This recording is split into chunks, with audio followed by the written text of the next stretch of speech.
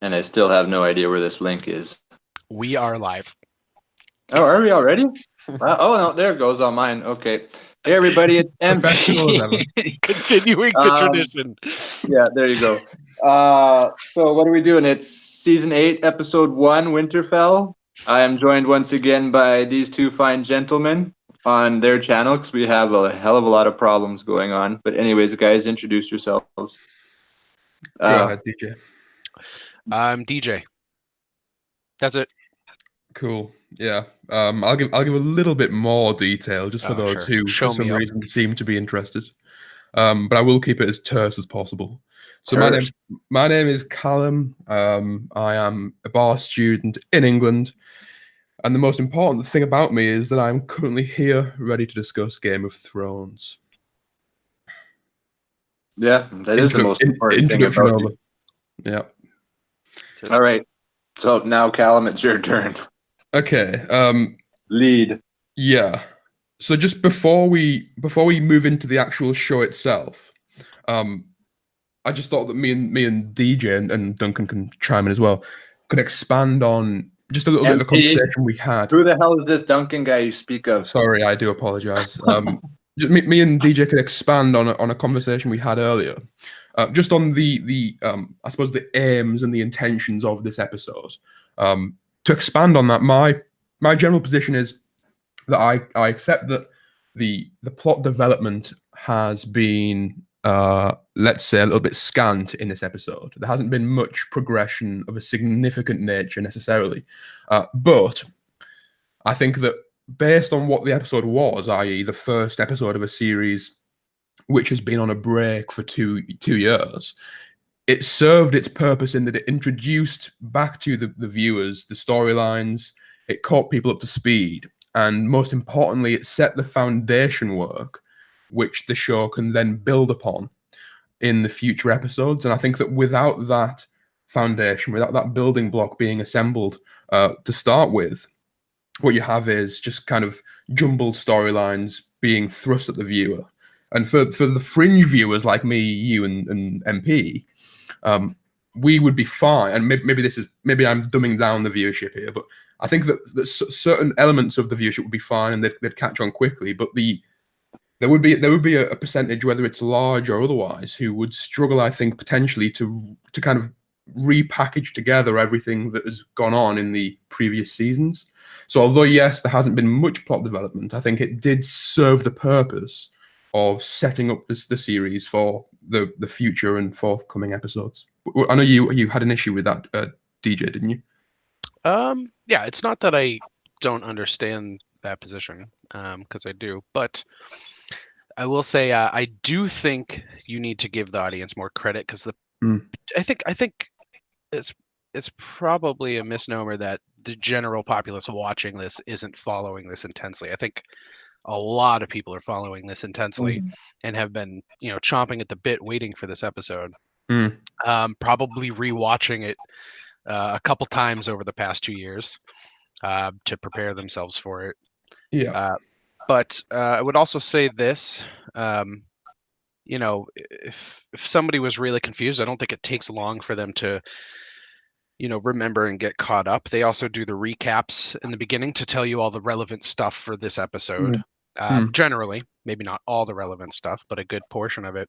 But, I think my big problem was, and I liked the episode. I don't want, it to be thought that I didn't enjoy it because I did. But in the context of a 6-episode final season, this would not be an issue if this was a 10-episode season. I wouldn't even have thought this.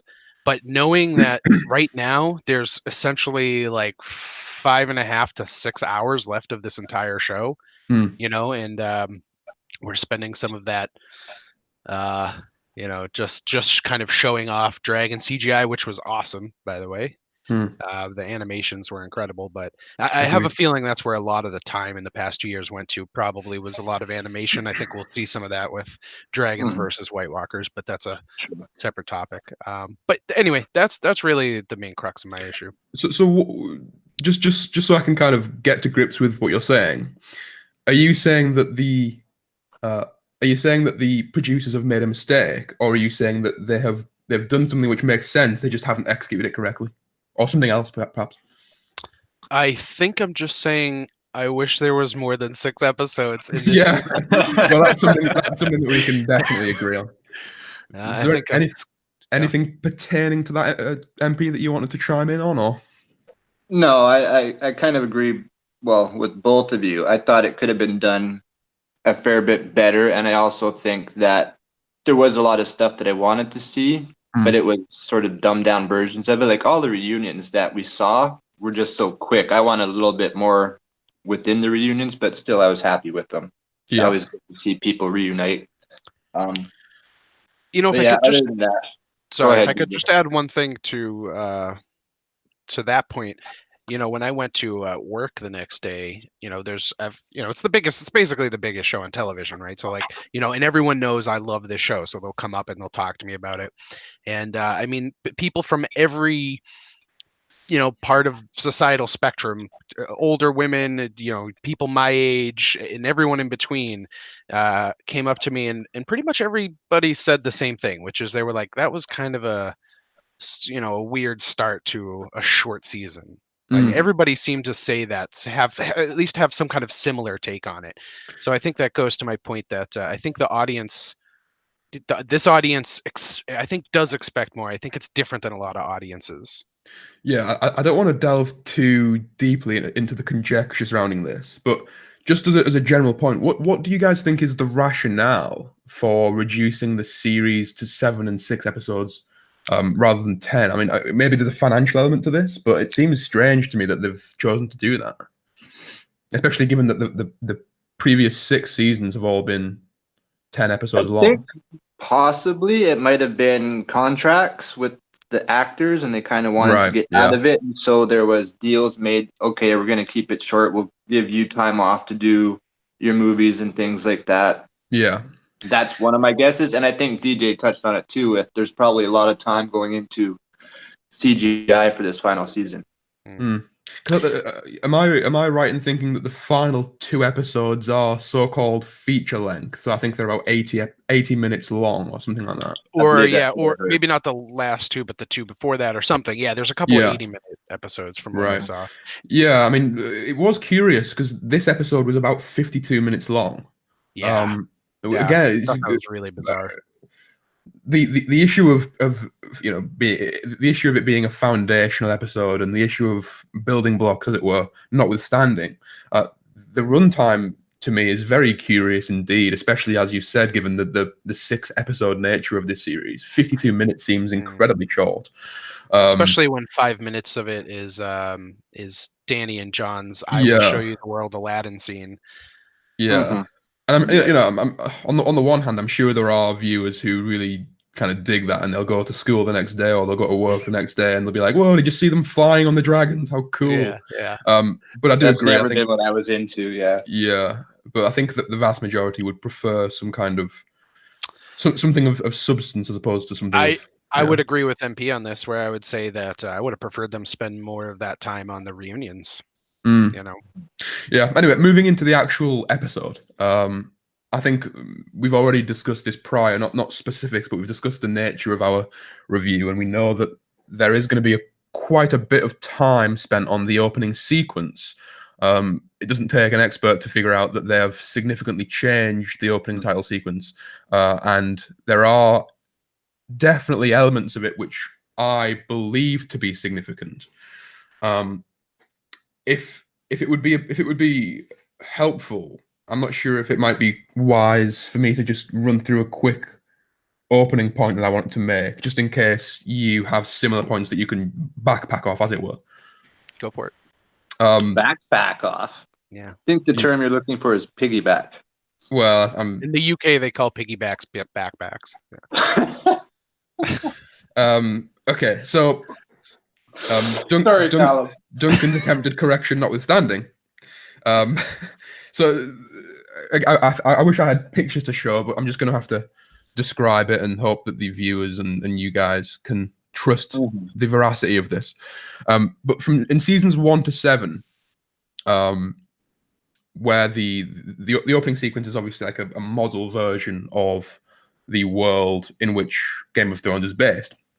And on the sun aspect of this model, certain sketchings are depicted. Mhm. Just before I finish this point, it's worth mentioning that, as far as I'm aware, none of us, all three of us, have made at least some effort in reducing the amount of opinions that we have consumed, just so that we can ensure that our opinions are as organic as possible.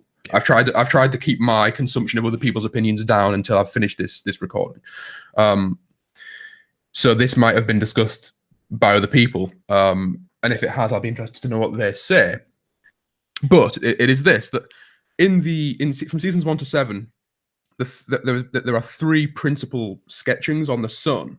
The first is, and they go in chronological order. So if you watch the opening sequence from season 1, you'll see that the first panning over the sun that the opening sequence shows depicts the doom of Valyria. So we're talking about on the rings going around. Yes, the sun, yes, clarify, right, yeah. So the doom of Valyria is depicted, and then after that, Robert's rebellion is depicted, and then finally, just before the opening sequence finishes, you have all the major sigil animals bowing to the stag. So effectively, what you're having there in the opening sequence for the original series is just a little bit of I suppose a little bit of a hint as to what's gone on beforehand. And again, I can link to this, but if you go and watch the opening sequence after this episode, you'll see what I mean. And of course, Doom of Valyria happens first, followed by Robert's Rebellion, followed by all the major sigils bowing to the stag, depicting the Baratheon reign. However, and here comes what I think to be significant, but I'm not sure why. So you guys can hopefully help me with this. In this season's opening sequence, again on the sun, on the ring surrounding the sun, we have sketchings that are depicted. However, this time they are in reverse order, so they go back in time as opposed to chronologically. If you'd like, I have pictures I can share too, by the way. Right. So I'm not sure if I've got the specific sketchings correct here, but from my notes, I had dragons taking over Slaver's Bay as the first sketching, followed by the Red Wedding, followed by the birth of Dany's dragons. So what we have via the opening sequence is going back in time, whereas in the previous seasons it was going forwards. Not to interrupt. That's it. I'm finished. Not to interrupt too much. I just want to say I think you actually missed one. Go ahead. The first one is actually, I believe, and I can share this picture, and maybe you can tell me if you agree. If I can find the screen share button. The first one is the dragon taking down the wall. Right. Okay. Yeah, that's fine.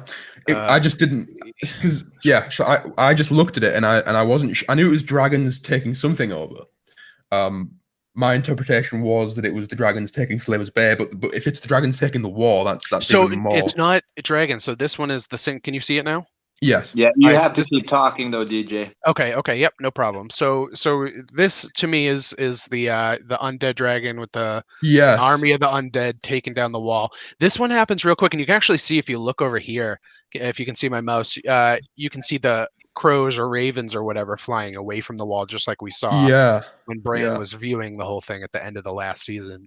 This is the first image, and this is where they actually trick you. And this is because this goes by really quick, and then this goes into the Slaver's Bay one. I believe you were talking about. Oh, that's a really terrible image. Yeah, it's two dragons blowing a bunch of fire onto the ground. Perfect. Yeah, Slaver's Bay. The Red Wedding one, I don't want to show off too much of that, was a really interesting one though, like you said. So we have, but the significance of this is that the sequence is going back in time. Yeah. Whereas in the previous seasons, it went forward in time. When I first saw these images, I did the same thing as you, I bet, which was I immediately went and watched the previous intros, and it was the same for every season up until now. So I watched literally all seven season intros, and it was exactly the same up until this one. So What do you guys think of the? Because I can kind of sense some abstract significance here, but I just can't really pinpoint what it is. I mean, I know there's been time travel hints or notions throughout the series, particularly with Bran going back and affecting Hodor, but Sure. maybe I'm not sure how to really conclude this point because it seems significant that we've gone from moving forward to moving backwards, but what can it be Well, there said to? are Yeah. hints, or maybe I'm just reading into things, but there are notes that I have from this episode that it seems like Bran himself might also be reading the future now, Yes. as opposed to So if that's the case, maybe going in reverse applies to that. I mean, I don't know, but Mm. I might have something I thought of. I discussed this with only one other person. I was bouncing this idea off of my father, and this will require some screen sharing for sure. I'm wondering because, like you said, I haven't looked into anything regarding this, and it occurred to me that I have never really heard anyone talking about the intro. I mean, people have talked about, like the rings are shown at the Citadel and things like Mhm. that, but I haven't Mhm. really heard anyone dissect what we're actually seeing in the intro.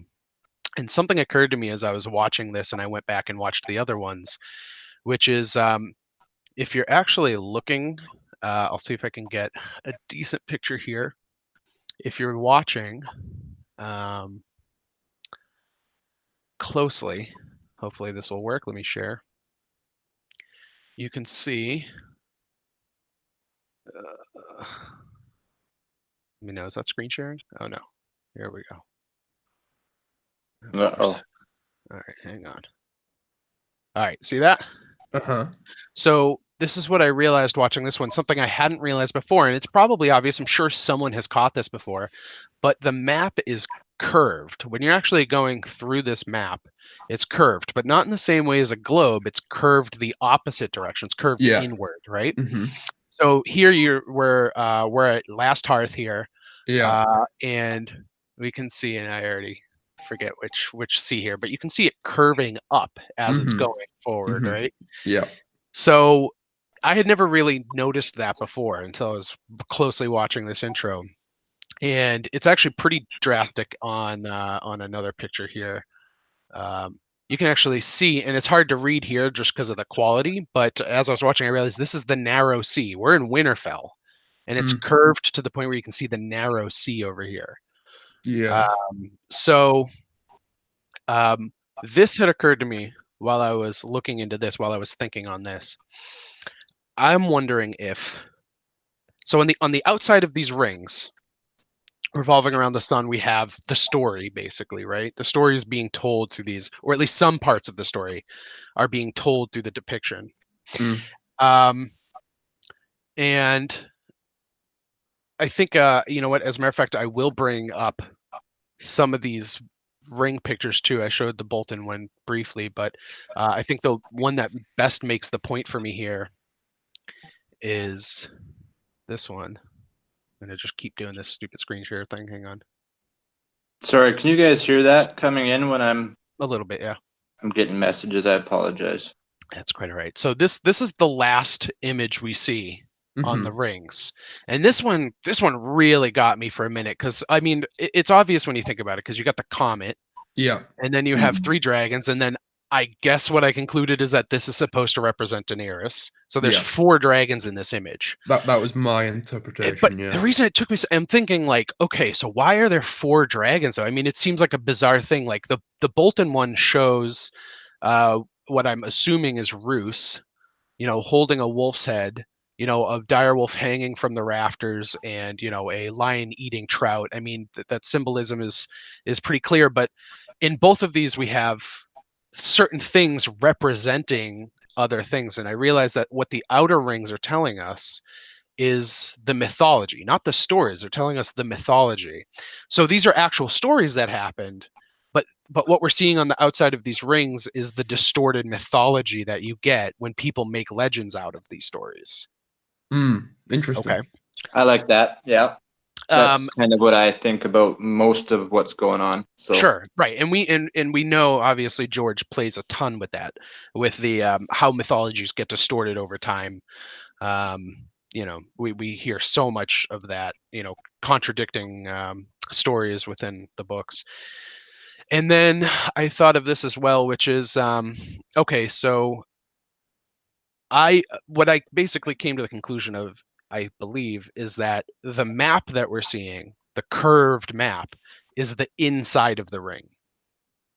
Right, we're looking at the inside portion of the ring. We're following along it, and the map is on the inside of the ring. That's why it curves inward like that. Yeah. And at one point, I think I didn't get a picture of this. I should have, but at least I don't think I did. But I believe, let me just make sure I didn't. Nope. I believe there's a moment in the previous intros for the other 7 seasons. It's at Winterfell, I believe. And there's a point where the camera flips up and it looks upward into the sky, and you can see the sun. The sun, that same crystal like sun symbol that you see in the very beginning, right? But when you see it in that image, there's no rings around it, right? So I'm thinking, okay, so we're on the inside of the ring, and that's why when you look up, you don't see the rings. You're looking directly at the object that's in the middle of the rings. Yeah, that makes sense. And anyway, so I think that's kind of where I. That's really good. I Yeah, shall have I to like go that. investigate Investigate what? the sun. Yeah. So Don't look too long at it though. something just kind of occurred to try me. not I think that's fantastic. I haven't got anything else to add to it unless Duncan does. MP. No, you guys had the just the good stuff with the opening credits. So yeah, just kind of rewinding a second to the issue of chronology. Something just occurred to me that it seems pretty face value rather than going below the surface. But what if there's a very simplistic explanation for the reason why the producers have reversed the order of the events depicted in the sketchings? So we discussed earlier, and we discussed this earlier, that Bran has in the past gone back in time to change the order of the world, as it were, or at least ostensibly that's the case with Hodor. And what if, it literally just occurred to me as we were discussing this, what if the only solution to the problem, I'm trying to think how to word this, if Bran has in some sense caused the motions of Game of Thrones to occur, which is quite a common theory among A Song of Ice and Fire theorists, what if the only solution to the issue, the only way to rectify the turmoil that he has created, is to go back in time, as symbolized by the sketchings, and put an end to the cycle of the Green Seer by killing himself?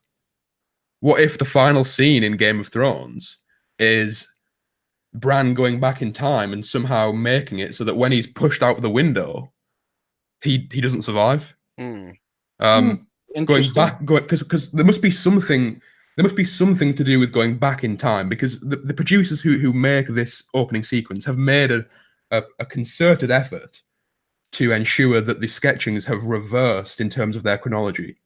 And I can't think of any other rationale for that other than time travel playing a significant role in the could be, conclusion. and I know that we see the land, and maybe DJ, you just said something about this. I was kind of occupied, so I apologize. But we're just on the other side of the rings, and the way that they're going are just backwards, just because that's the way we're looking at them. Could be. Yeah. I mean, assuming it's the same sort of symbols going around the thing, and you're just coming at them from a different angle, a different sort of view. I know the countryside, like Winterfell and King's Landing, are all the same, but maybe the rings that we're looking at are different. I don't know. Yeah. I'm sure there's a reason for it, but I tend to think that when Bloodraven says what's been writ has already happened, there is no changing it, I think that's going to be the case. I think the concept is that we as humans can't go back and change, but we live with our mistakes in our minds. and we always want to go back and wish that we could do something differently, but that's a fruitless cause, right? And I don't think George is going to make that something that can actually happen. Yes, but remember, Bran is, quote, almost a human.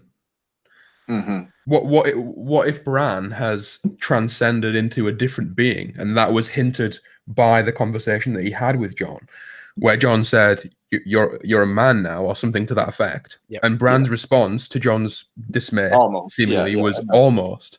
Now, now on face value, that means that he hasn't quite ascended to manhood yet. On a deeper level, that could mean I'm almost a human being rather than almost a man. Thereby giving him the ability to do things human beings. I think we were supposed to definitely question that part and see that. I'm just... Sure. And not to derail too much, but that plays interestingly with a lot of the idioms, such as all men must die, all men must serve as well. Absolutely.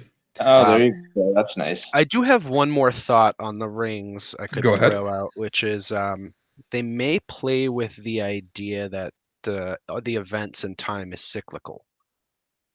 This is one thing I thought of. It's like the same events keep just going around and around, and they may look a little different, and they may morph due to mythology and all this stuff, but it's like the same themes over and over again. Which is the theme within this episode itself. Yes, we'll get to that. We'll get to that. I'm gonna bring that up because there's a lot to discuss about that. Let's not go too far on that particular thread just yet, because it will be brought up later. Don't you worry. Sticking with the opening sequence specifically, one other thing that I noticed, which I think most people will have because it was fairly overt, was that the tiles of the model, which kind of represent the floor between the wall and the last hearth, as the camera panned across, they turned blue, therefore signifying the trajectory of the White Walkers. I wonder, therefore, if as the episodes progress, the tiles will continue turning blue to signify where they're going. I imagine they will, because bear in mind, before when the opening sequence aired, we didn't have the knowledge that the White Walkers had actually got to the last half. Thereby, that is something of significance, because that was effectively depicting the nature of... It gave us a little hint as to what the ending was going to be. Yes, technically, you could have predicted that last hearth was taken based on it. So I wonder if there'll be a little prediction drop in every episode, which was almost, I wonder, a nod to Bran in a way. A prophetic. So that's kind of cool too. I like that. Just a very quick note there. Just keep your eye on where the blue tiles end up going and what their trajectory is. Finally, unless anyone else has anything, the final point I wanted to make on the opening sequence was just, and this kind of envelops the whole episode rather than just the opening sequence, but it is rather pronounced in that. And it's that the world, at least in my opinion, feels a lot smaller in this season. The primary reason for that is obviously because the story has condensed to two primary locations. We have effectively Winterfell and King's Landing. But it is a little bit claustrophobic as a viewer, just because Game of Thrones has always been notoriously open and expansive, whereas now it seems like it's condensed into two particular locations. Not sure if either of you wanted to say something on that. Not much, besides the fact that I think it just shows that it's going to be a short season, and they're not giving us much besides where all the action is taking place. So they don't need to bring us across the narrow sea. They don't need to give us Lannisport anymore, or it might be a little bit to build the tension of a feeling like you have no quarter. You have nowhere to run now at this point. It's all right here. It'll be interesting to see if Pike makes an appearance, because we have that as a safe zone, was mentioned earlier. Yeah. True. Yep. I think that's everything for the opening sequence. We're making good time on this, aren't we? Wow, that was my most extensive notes. So that means that we'll probably fly through the rest of this. Yeah. So the first scene that we have with actual actors involves effectively a mirror image of season 1, episode 1, where you have a child trying to ascend or climb to get the vantage point of the army approaching. I have something to say on this, but if either of you want to shoot us off, if not, I'll go. No, not for. I have nothing on the kid really, besides that it mirrors Arya's running around in the very beginning, which you've already said. I was gonna say it mirrors. The only thing I would add to it, and it's something quick, is that it mirrors both Bran and Arya. Bran with the climbing, and he kind of looks a little like young Bran, and then Arya with that mirroring of that scene when Robert arrives. Sure. So, and one thing I kind of just an offshoot of that is, I feel like Arya and Bran are the two. I mean, everybody has changed, obviously, but I feel like they're the ones who just totally lost their identities. Sure. Yeah, I They're agree. the faceless ones. Yeah. Just to kind of to expand on this point a little bit, just so you're aware, I am going to kind of go beyond this opening scene just for this point because it's necessary for me to do so.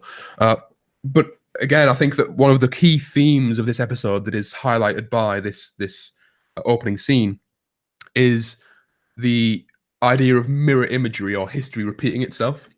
So I think I've noted, if I can find it, I've noted down a few examples of this. So again, the opening scene with a child climbing to get the vantage point to overlook the oncoming royal army. Then we have the ending scene with Jaime and Bran, also mirror imagery from season 1, episode 1, where again that episode ended with Jaime and Bran. Then we have the White Walker death pattern from season 1 repeating itself. This one, which I haven't heard anyone else mention, including you guys, although we haven't really discussed this, is that in episode 1 of season 1, we see Jaime taking his helmet off and kind of showing his luscious hair. Yeah. Whereas then in this season, that's juxtaposed with him removing the hood and exposing his kind of all disheveled face in comparison. Kind of, I suppose, indicating his journey, as it were. And then finally, the final point of mirror imagery that I thought was of particular significance was that Dany talked about staying in a certain place for 1,000 years with Jon. Just as Ygritte did in the cave beyond the wall. Yeah, they both talk about staying in a place for an unreasonable amount of time. And of course, again, I'm a very large proponent of the argument that the writers put these pieces of dialogue into the show very purposefully. Sure, they do. I don't think that it's a mistake that dialogue has effectively been repeated. And I wonder if the same result between Jon and Ygritte will take place with Jon and Dany, namely Jon betraying Dany, which ultimately leads to her death, the same as it did with Ygritte. But I suppose that's the main point to make on the theme of mirror imagery and history repeating itself from my perspective. Yeah, if you guys have anything to say on that. No, I didn't catch any other scenes, but it's funny. I wasn't specifically, even though I mentioned the cyclical time, I didn't actually catch all the mirror imagery that you found. But I definitely, when I watched that Jon and Dany scene, I immediately thought of him and Ygritte. Jon and Ygritte. Yeah. Yeah. No, that was. I mean, wasn't that even like? I almost thought that it was the same place, except obviously they didn't cross the wall. But it was like a waterfall type place with caves behind it, right? I think they were in the caves, Jon. When they had the conversation. I also think that Dany, when she had her vision of Khal Drogo, is kind of similar in a way. I could be wrong, but I think he was questioning how long he'd been waiting for her within that, sort of empty place that he was in. Yeah. Do you guys remember what I'm talking about? Please remind us. When she's in the House of the Undying or whatever, and she goes and talks with Khal Drogo, and he's not sure how long he's been in death, I guess, was what we're supposed to take from it, waiting for her to join him or whatever. Yeah. So that 1,000 years sort of thing kind of plays there too, perhaps. Yeah. I don't know. Not a mirror image. I got a very Night King, Night Queen vibe from that too. The Jon and Dany scene. Interesting. I don't know why. Something just sparked like a thought. I don't have any Well, refined it would be thoughts the on it. 1,000 years things, right? You're Right. undying. It was just something like that. Yeah, where it was just like, I wonder if this is how that relationship started or something. Yeah. I don't Yeah, have any refined thoughts on it. Just something occurred to me. No, I just can't. that's pretty good. I like that. I like that as well. It's just my issue is I can't seem to get rid of the niggle that the theory that comes out of this mirror imagery is the repeating of the betrayal. Mm-hmm. So the key aspect of John and Egwit's relationship for me was the betrayal, Yeah. and ultimately that led to Egwit's death. A few steps later. And I just wonder if that same betrayal will take place Well, I here as would well. just add that we don't ever see a Night Queen, so who knows if that's not mirrored there as well. Exactly. Yeah, that's true. Very true. Yeah, I'm trying to think anything else on that point. Yeah, so I suppose now we have Dany and Jon coming back to Winterfell with the Unsullied and the Dothraki, with Tyrion and the Hound and Varys in tow. We've gone past the trial climbing, and now we're on to the actual characters. Is there anything that you want to say on that? I just had the question to ask you guys if there was anything that you took away from Jon not seeing Arya as he rode by. Yes. Yeah, for All right, sure. there you go. Yeah. Lay it on me. No, yeah, you brought it up. You lay it on No, us. I don't have anything. My thing was bring up a question to them because I know there's supposed to be something there, but I didn't take much from it. Yeah, my position on that is fairly simple and straightforward. My thinking on that scene was that I was kind of wondering if Jon, because it wasn't just Jon, remember, it was Jon, the Hound, and Gendry, all of whom were significant parts of Arya's life, all of whom failed to notice that she was standing there. But I wonder if Jon was the only one that she wanted to notice her. She didn't care that the Hound didn't see her. She didn't care that Gendry didn't see her. Oh, but maybe she gave Gendry a little smile. Yeah, she gave him a smile, but she wasn't like, about to speak to him. Like she almost spoke to Jon to say, "Hey, it's me." Yeah, but then just let him go by. Jon was the first part though that she saw, so perhaps she was used to the feeling of not being seen after. Anyway, but the kind of the point that I was going to make on that was that what if Jon, the Hound, and Gendry are kind of the representation of the viewers in a way, because none of them noticed her, despite how significant and important she was to their lives. And I wonder if the kind of projection of that is that she will play a lot of a much larger role in the conclusion of this TV series than the average viewer thinks. Because although she's been there all along, and she's been a significant part of the story, just as she's been a significant part of their lives. No one seems to be discussing Arya in any great depth with regard to how the battle for Winterfell or the battle for the Dawn will conclude. It seems to me that most of her concluding storylines seem to revolve around other living beings, particularly Cersei, rather than the undead. And I wonder if that's a play on that. Oh, yeah, I would say first my take was even simpler, but I can jump off your point. Mine was just sure, she has changed. They have changed. She is faceless now. She is blending into a crowd, and I think it was just signifying that. But I do like what you're saying with that. And I will say with that scene later with Gendry, it does seem like they're hinting at she has something planned. Where she asked him to make. I was going to ask if you guys had any thoughts on what she was asking him to make there as well. I'm fairly certain. I didn't focus on it enough. I meant to, but in my rewatches, I just did it today, and I was in and out of the house. I'm fairly certain that I know what it was. Okay, go for it. And again, this plays into the mirror imagery. In season 1, we have Arya embarrassing Bran by showing him how superior she was with the bow. And then she asks Gendry what I considered axiomatically to be arrows. I thought maybe that too, but I'm fairly certain it is arrows, and then her skill with the bow and those arrows will will. Well, this is why I thought Yeah. it was weird. You know what? I should have grabbed a screenshot of this image. I don't know why I didn't. It almost looked like, to me, it almost looked like, and you know what? The more I think about it, the more I think you might be right. It almost looked like, to me, it was like a dagger head with a tang, and it was going into the Valyrian handle. The dagger she has, it almost looked like the same handle as that. But maybe you're right. Maybe it was a quiver. It seemed like a piece of equipment from Yeah. my mind. It didn't seem like just a regular arrow. No, it was a quiver and arrows. I didn't see arrows. I definitely saw just one, if that's the case. But And it seemed Maybe like I'm wrong. I man, thought but I thought more it like seems to a spear type thing, but yeah, I maybe didn't. like a spear. Yeah, I was Because gonna it say. seemed thick to me rather than arrow sized. But I Interesting. could be remembering No, things wrong. that's great because I as soon as I saw it again, I thought that it was axiomatically depicting arrows, or at least an arrow. I'll have to go. But Yeah, no, it the issue, of course, with arrows is that once you fire it, the Valyrian steel is gone.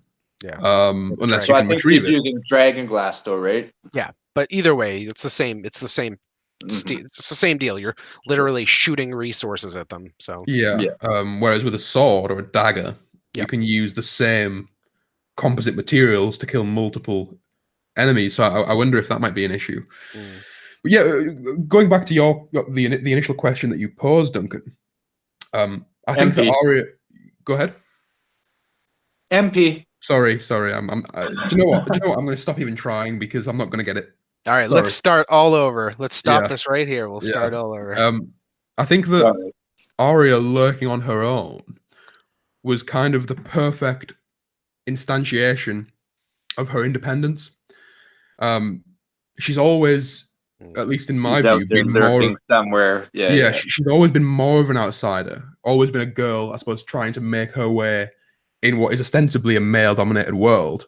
But what's interesting is that she was, as you mentioned, she was despondent and sad when Jon failed to notice her.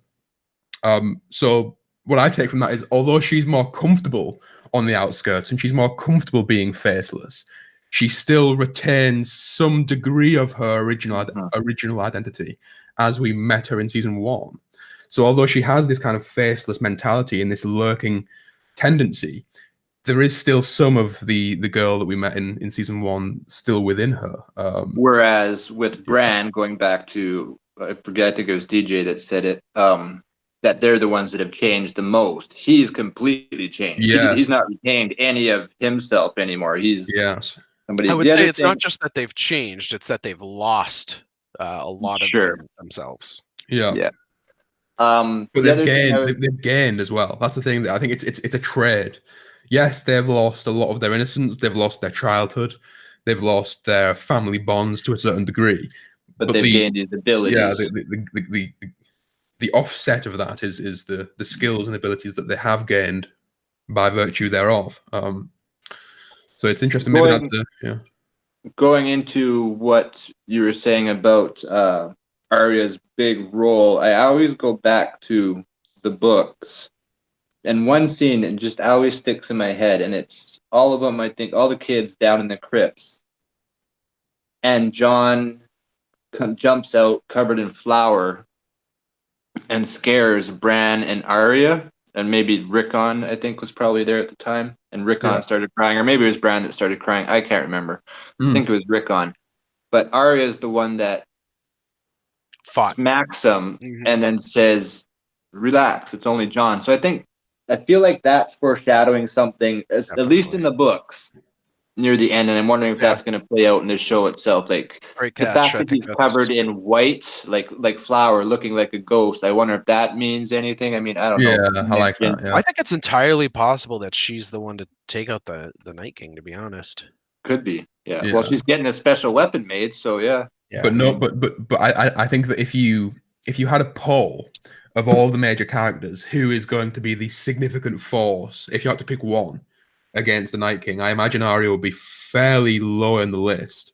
Again, this is just my assumption, but I assume that would be the case. Sure, and I think most people would probably think Jon, right? Yeah, Jon, the dragons, Dany. But isn't that exactly the kind of expectation that George likes to play with? I mean, again, we're talking about the show, I know, but well, you and I, DJ, have already done that video with Sam and the gloaming chapter. Yeah. And like I feel like he's got such potential ahead of him, especially in the books and even in these episodes. Like he looks like he's a bit more fit and capable of himself. That I just feel like Sam's going to be a huge player in at least uncovering, but maybe even doing what needs to be done when it finally. He already pretty much has uncovered all the important stuff, but let's not get too off track with Arya. Yeah, that stopped you in your tracks right there. So we have the next part of this scene that I've got something to say on is the dialogue between Tyrion and Varys as they approach Winterfell. Did either of you guys have anything on that, or should I just shoot? Just that I thought it was one of the most honest things Tyrion has ever said. It was just funny Varys calling him out on his bullshit, basically. Yeah. But I also like the fact that he's saying, well, this is why I do it, and sort of the connotations that brings with it, like why people insult people this way and that way, because I'm this way and you're that way, and so to me it makes me laugh. What I meant. That's what I meant by the honesty. Yeah, because Varys could have easily have just said, okay, well then I'm making fun of you for being a dwarf because you're a dwarf and I'm not. I mean, it's just a cyclical sort of ridiculous argument, obviously. But. Yeah, I looked into it a little bit differently, because I think that it again maybe I'm looking into this too much, but I think that dialogue was very significant, insofar as it foreshadows what those characters will do moving forward. So of course Tyrion says to Varys, to explain why he makes fun of eunuchs, he says, quote, "I have balls and you don't," end quote. So prima facie, that's just a fun insult, and again, it speaks to the cyclical nature of this and that. However, in the I'm not sure if this is a global thing, but in the UK, having the balls to do something is a colloquialism for being brave enough to do something. So if I say, do you have the balls to do this? It means, are you brave enough to do this? So when Tyrion says to Varys, "I have balls and you don't," perhaps this is some kind of foreshadowing for Tyrion's imminent bravery and Varys's corresponding imminent cowardice. And again, we've already seen that Varys has an inherent fear of magic with his past experiences, and we've already seen that Tyrion has previous stood up to the dragons, previous examples of bravery at the Battle of Blackwater Bay. Yeah. So I'm wondering if there might be and going into the dragon pit too, and talking with the dragons. Exactly. I like that a lot. That's good. So I'm wondering if there might be some kind of foreshadowing or hint that we'll have Varys being in a position to do something and his cowardice failing him, or Tyrion being able to do something and actually doing it because of the balls that he has. Yeah, I like that a lot. It's good. Sorry about that bang, guys. That's all right. Did not expect that to happen. Yeah. And then the final thing I had on this entire sequence was just very simply the juxtaposition between Arya's reaction to the dragons and Sansa's reaction to the dragons. Totally. Yeah. It seemed like Arya was excited at the prospect of vesting the power within them to fight, whereas Sansa took them as a threat. That was just my reaction to their reactions, as it were. I'm with you. I'm with you on that. I mean, Sansa's reaction was definitely different, but I think also she saw both, and maybe that goes to why Arya is saying Sansa's the smartest woman she's ever known, the smartest person she's ever known. I think Sansa realized their power, but she also resented that, oh shit, you know what? Jon's done what he said he was going to do, and he's coming back strong, and look what he's brought us. Like I watched her face a little bit, and there was a little bit of admiration and a little bit of worry, but I think it was both. Like, I don't think she was completely worried by the dragons. I think it was double. So that's my take on that anyways. Yeah. DJ? Yeah. I don't know if I have anything to add. Can we go to the meeting? Yeah. Like the Go ahead. my notes on that particular scene are fairly scant, so lead the way. I just found it very similar to how I picture Aegon and his sisters. Or is it Interesting. Yeah, I like that actually. It's an interesting like the point of view. and it was interesting because Dany's the queen, but Jon's still seated in between both of them. I mean, Yeah, I'm sure there's reasons for that, but and then it's like my lord, or like my lady, my lord, my queen. yeah. And I'm Reverse wondering order. what the dynamic was in the past. Mm. Like how were there two queens, or was it one of them taking a sort of Uh, second seat to another? I think that would be explained in the latest publication. I haven't read. I Which, haven't read. What is it called? A Fire and Blood or something. I yeah, haven't read that yet. I imagine that the history of involving Aegon I would be believe elucidated there. I But believe the older one did take on. And you're right, I haven't read it, so maybe I shouldn't assume this. But the way I always read that lore was that the older sister did take on a little bit more of a queen uh, role. yeah, queen role. Yeah, very much so. She was the one with the other family sword, I believe, and she was the one who would often fly out on her own. Like I think she's the one that went to the Eyrie, if I remember, and Visenya, whatever, the younger sister flew down to Dorne and ended up getting captured and all that shit. So I always kind of felt like the older sister was a little bit more of that role. yeah, Okay, got you. The other thing I noted was only Dany, of course I have to say this, but only Dany reflects the fire. So they set up the scene specifically so that the hearth's in the back behind them, but the way they mm, shoot it, you can see half of Dany sort of glowing from the fire, but Jon and Sansa are both completely like the fire never touches either of them. And it Interesting. was interesting. very like anytime you see them, it's only Dany that's glowing. It's very cool. I liked it. Yeah, that's interesting. I didn't notice that. What? So if anyone doesn't have anything else to add on that, I want to Go I ahead. don't. just add really quickly because it's going to come up a couple times in this episode, and I already missed one opportunity to bring it up, but this happens here too. First of all, the line is great with the "What do dragons eat?" It was such a great line, but Yes, I have that I, written down too. Danny, throughout this episode, I really feel like there's some um, heavy implications, and this is through the series to a degree too, but I think that we're getting some clear um, allusions to Danny not being fit for Queen.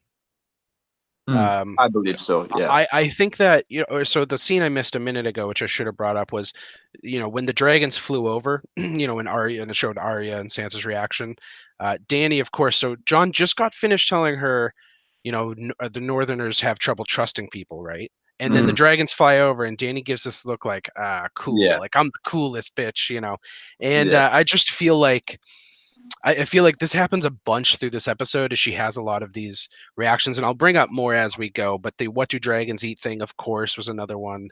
Mhm. And I want to make sure these scenes are pointed out because I think they are very explicitly in contrast to what we see yeah. in John's representation. Well, I think that's very significant because Dany has never assumed power by ingratiating herself into a society Mm, incrementally. She's taken power through force, violence, Mhm. and conquest, effectively. mm, So when John's telling her, that the Northern Lords are fairly mistrusting of outsiders and so forth, she's not thinking, "Oh, well, I need to earn their trust. I need to mm. ingratiate myself here." What she's thinking is, I need to power and bulldoze my way in, Yep, and the dragons flying over the castle are the perfect representation yep. of that fact. Rule by Um, Mhm. fear. Yeah.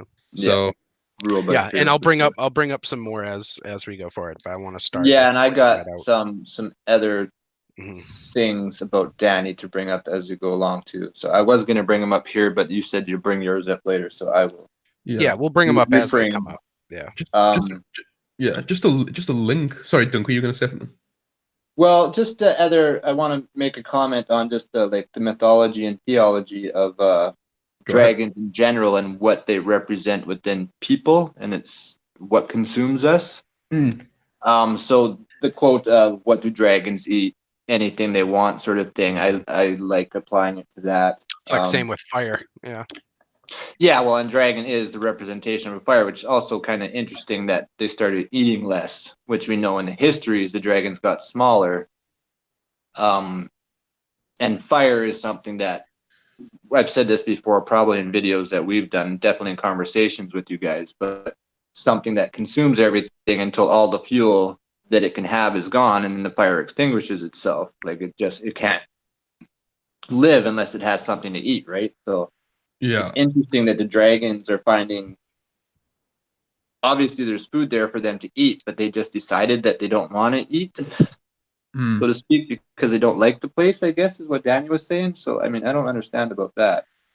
But yeah, no, we can move on now. That was all I had to say. Just the dragon bit. Is it worth at this juncture, because obviously this point isn't directly pertaining to this episode specifically, is it worth me just now quickly going over my theory pertaining to No, it's not. the names of the dragons and so forth?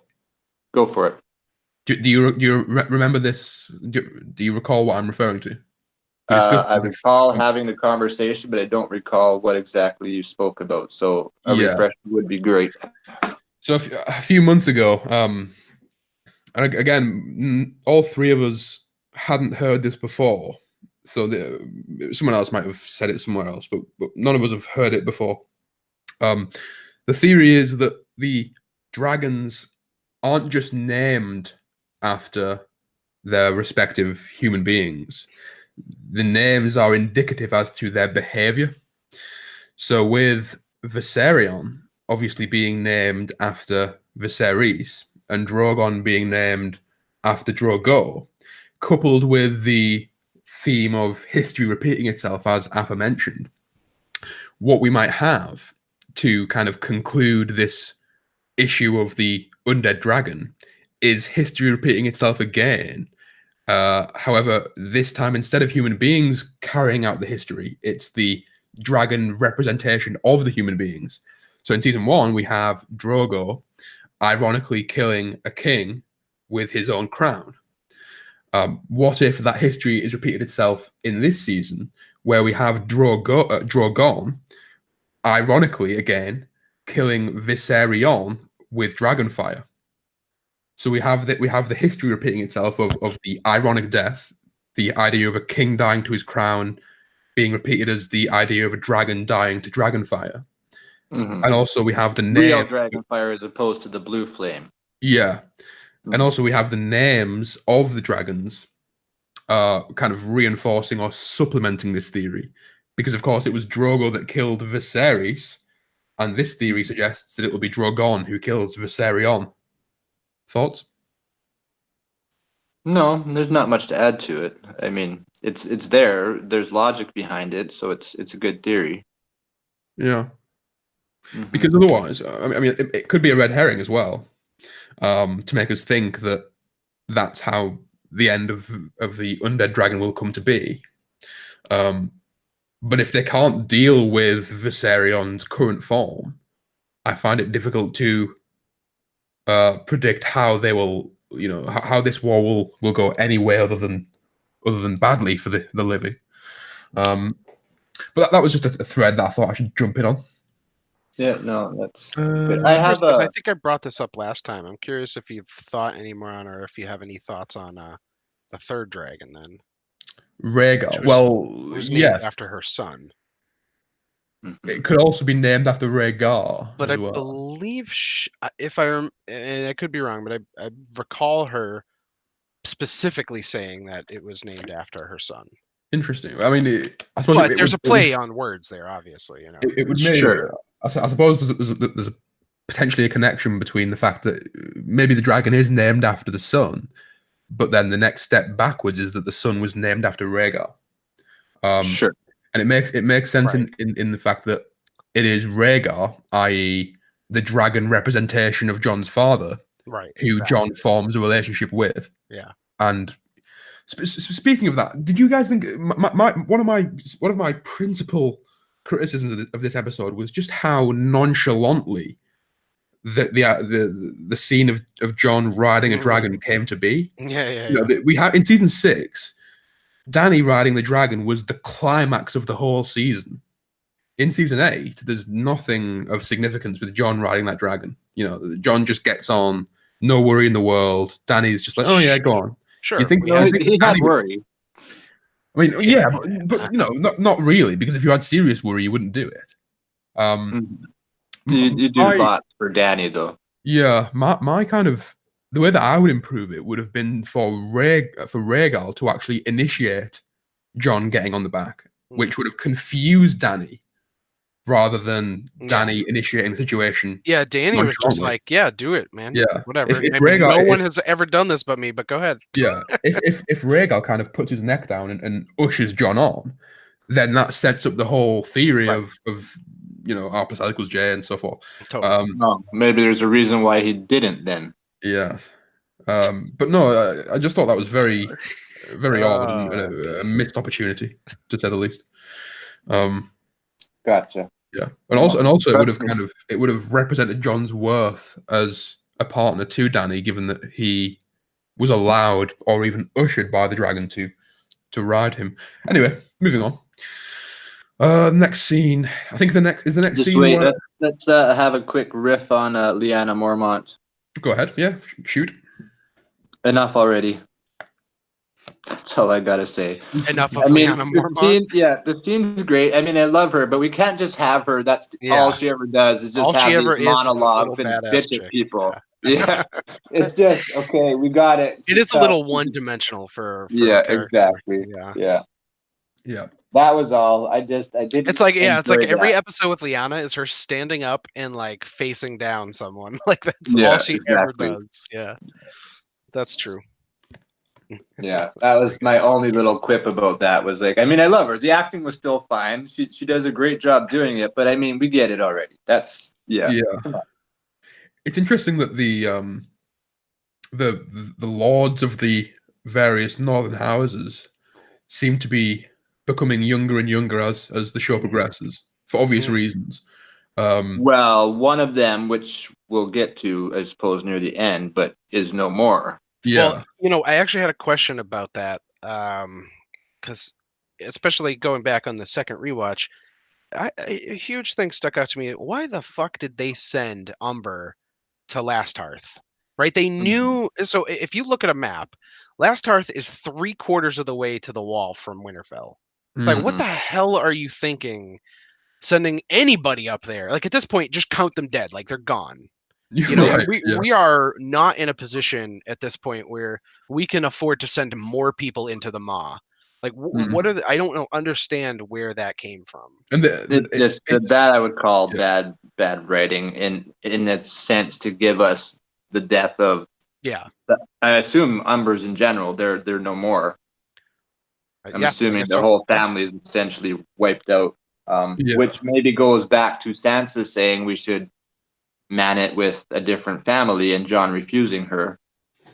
Jon left that castle run by a child, basically. Well, yeah, but to be fair, that child probably wouldn't have gone back for those people if Sansa, by the way, in that scene was the one who said, "You'll have all the horses you need." Like, all right, we're just gonna throw resources at the enemy now. Well, let's just hand them over. She said, "You'll have all the horses we can spare." Yeah, well, okay, sorry, you're correct. But I think my point is either way, why didn't you just bunker down? Why the hell would you do that? Absolutely. You know? Absolutely. Yeah. No, you're right. It doesn't make much sense sending him when you know they've already discussed the fact that the wall's been breached and the army's moving. So why would they? Yeah, it makes sense. Yeah, it seemed ridiculous. I think you're right. I think it probably was more of just poor writing than anything. It was just to give us the final scene, or not the final. Yeah, and scene, probably just to say scene. like, hey, people are gonna start dying now. But they started with Umber, and nobody cares about him. Well, I suppose the aim was again, coming back to this issue of the show being condensed to 2 locations, being King's Landing and Winterfell. What it's saying is nowhere other than these 2 locations is safe.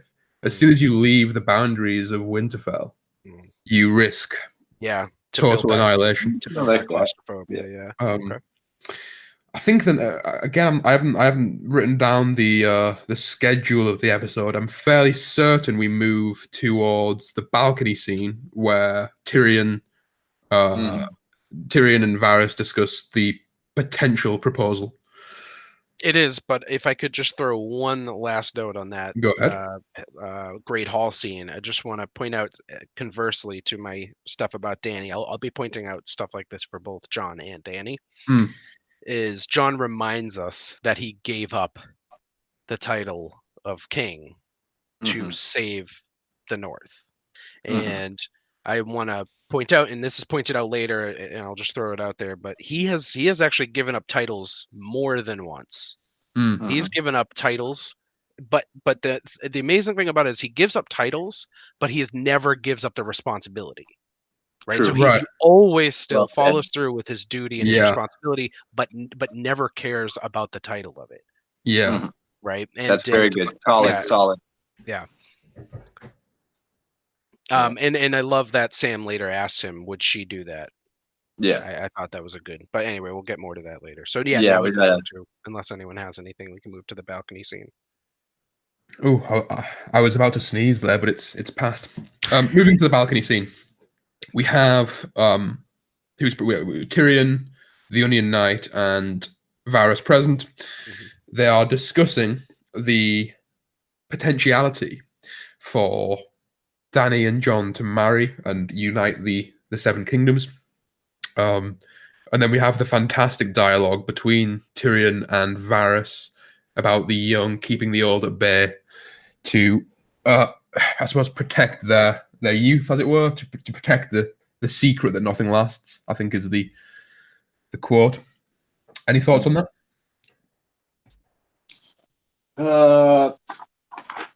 My only thoughts on Tyrion and Sansa were the fact that she said that they both survived, which is another thing of not living sort of in the past. Wherever you are in life is exactly where you are at that moment. So say, like I've ridden in cars with millionaires, right, that have driven me around in cars and stuff. And it's at that moment, we're doing the exact same thing. So there's no difference between people in the moment that you're with them. It's only when you stop to step back and say, oh, why does this person have this and that person has that? If you just live within the moment, you're good. And so Sansa's saying we both survived and they're both there at the moment. I just think was a way of saying, like, live in the moment, be here now. Everything's good. This is where we are. We have something new to worry about. Let's forget all that sort of stuff behind us. And I think Sansa said that too last season as well. Yeah. To Arya, saying that, well, we both survived, or Arya said it to her, or whatever. Yeah. Right. Absolutely. That's all. That's my only note that I have on that whole Tyrion Sansa scene.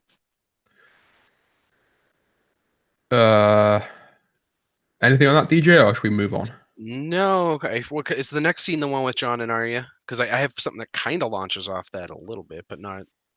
Really. I'm trying to. I can't remember the actual schedule. I think it is because the order of the notes I have is the next note I have is about Arya saying that Sansa is the smartest person she's ever met. Yeah, shoot off on that.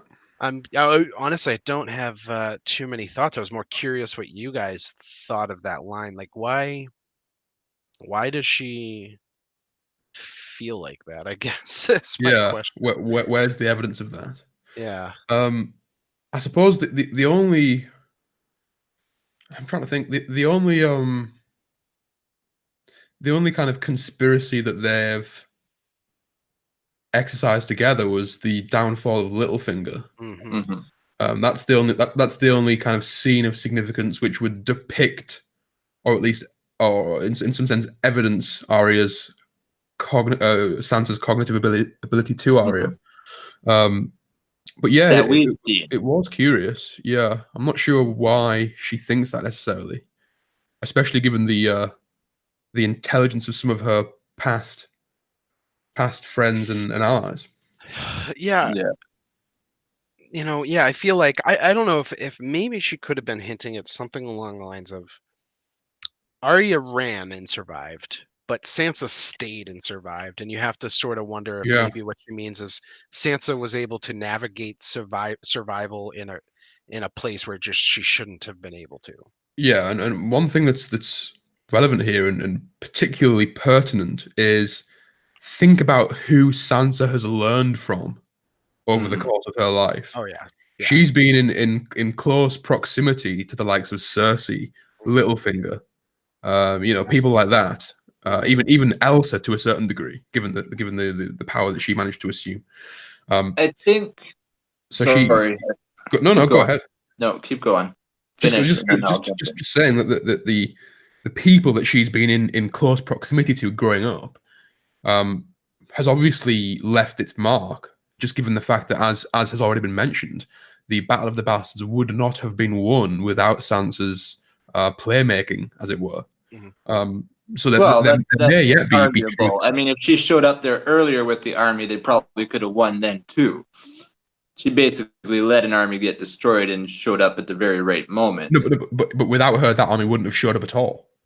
No, but that has nothing to do with her smarts. It just has to do with who she had rallied. But to a degree, she did sort of manipulate Littlefinger. She rallied the Knights of the Vale to help in the first place.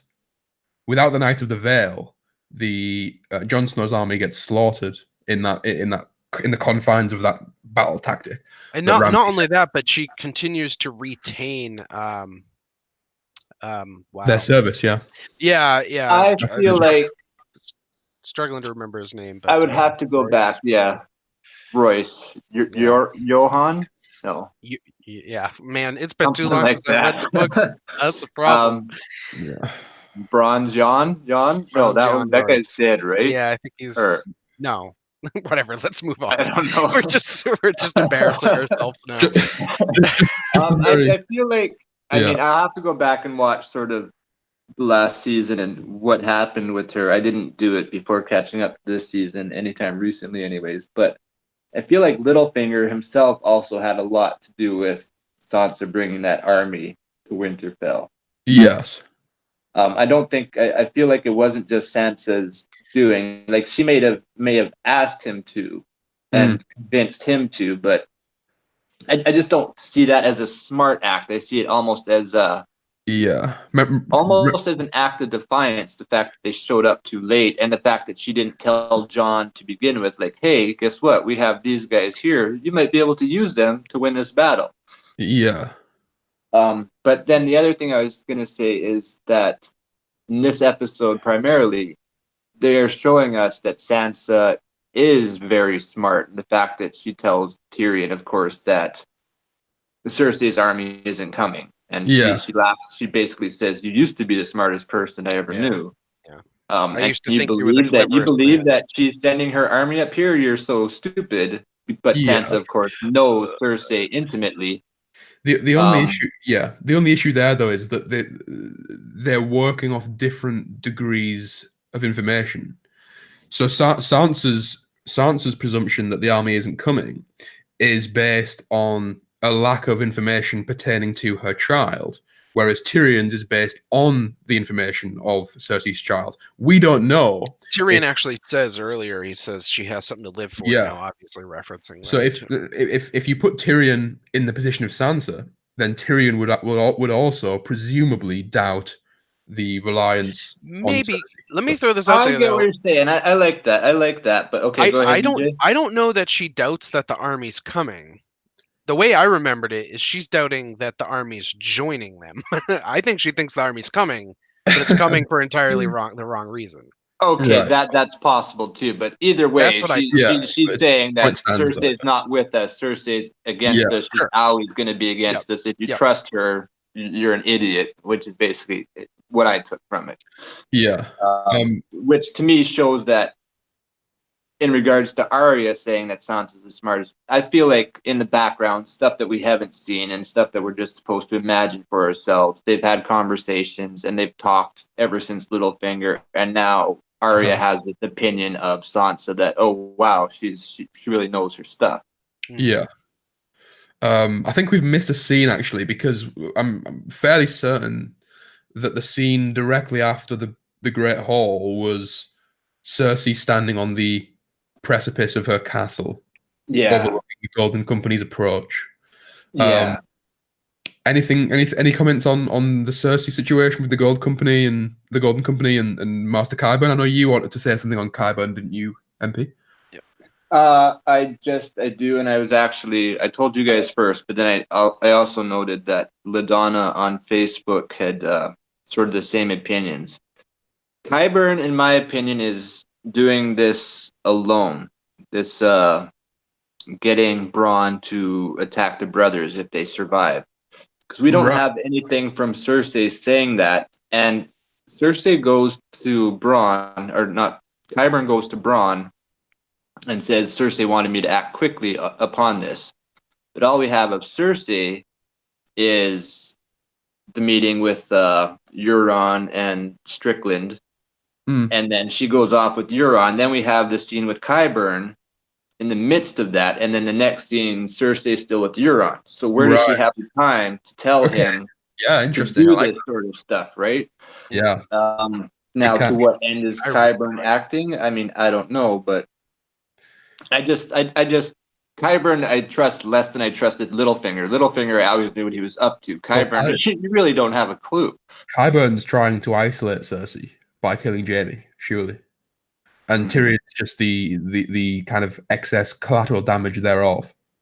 That seems to me to be an obvious answer, but nothing is ever obvious in Game of Thrones. So, and the poetic justice meaning is the fact that Jaime was the one that freed Tyrion, and Tyrion used a crossbow to kill Tywin. So that's why she wants them both to die by the crossbow. Or at least that's what Qyburn is saying. Well, if Qyburn's acting alone, Tyrion being part of the death list is merely his way of convincing Bronn that it's a legitimate order from Cersei rather than just because if the order was only kill Jaime, which would be necessary to isolate Cersei. So I mentioned last year that DJ Wun had the theory that Bronn was one of the last reign whose house got destroyed by the Lannisters, but I wonder if maybe it's opposite, and maybe Qyburn could be somebody like that if he's going about trying to, kill off the Lannisters. I mean, that just popped into my head right now. I have no real basis, but the fact that he seems to be, in my opinion, acting alone, at least in regards to this. And I told Calum when I mentioned this to him that until next episode, when Cersei does say something to Qyburn saying, "Did you pass along my message?" or whatever, and then I'll be proven wrong. But at this point in time, no, I think I don't see how Qyburn can have had that information, just given the chronology of the events that we witnessed, and him saying she told me to act swiftly with this, but yet he was still standing with her when she's having the meeting. This happens, everybody. By the way, if we can, because this happens right after her and Euron go. This is when she's most distracted. Is when Qyburn decides to do this. I really like that theory a lot. I wonder if this is not a ploy to turn Cersei against to turn Jaime against Cersei, and because firstly we have the what's the prophecy called? It evades me. The Valonqar. Maggie the Frog. Valonqar. We have the Valonqar, and we know that if that prophecy is to come to pass, then she must die via strangulation from one of her brothers, at least based on a literal reading. It's golden hands, Yeah. So what if Qyburn knows that Bronn has pre-existing, let's say, relationships with Tyrion and Jaime? Because my first reaction to this, and I'm happy that you've brought this up, Duncan, because it allows me to expand on this. Sorry. My initial reaction was, why is she asking Bronn of all people to do this when he's already developed quite a substantial loyalty to both of these people? Moving to your point, what if Qyburn knows that Bronn won't go through with it? Yeah. So then Bronn goes to Jaime and he says, Cersei has given the order to kill you, which then turns Jaime against Cersei from Qyburn's meddling, and that begins the process of the Valonqar prophecy coming to Yeah, pass. no, that's very cool too. Saying that to Bronn, who, give or take, is loyal to at least Tyrion more than Jaime, I'd imagine, and let slip. Maybe that is something Qyburn's counting on. I'm not sure, but I like that notion as well too. Because Cersei's not stupid; she's incredibly intelligent. She knows that Bronn wouldn't carry out that particular task. She must know. It's not within his interests to do it. Well, now I agree with that. That's probably what's happening, but I thought on that too, and I feel like Cersei has a history of underestimating or not quite understanding people's motivations. So, Bronn presents himself as somebody who really only cares about the gold or the titles. Yeah. He really only cares about that, and she might just believe him. She might just be stupid enough to believe it. But I do agree that I think, and I even wrote this down, that I do think that Bronn will Here's end up another joining the North. contradiction that I just noted, just as Jamie, as DJ was talking. Thank you. Yes. Excellent. She withholds payment. This is very interesting now that I'm thinking about it. She withholds payment to Euron until he completes everything, except she does give herself to him. But in this case, Qyburn says she pays in advance. So in one instance, she made sure that she got everything from Euron before she was willing to give herself to him. Yeah.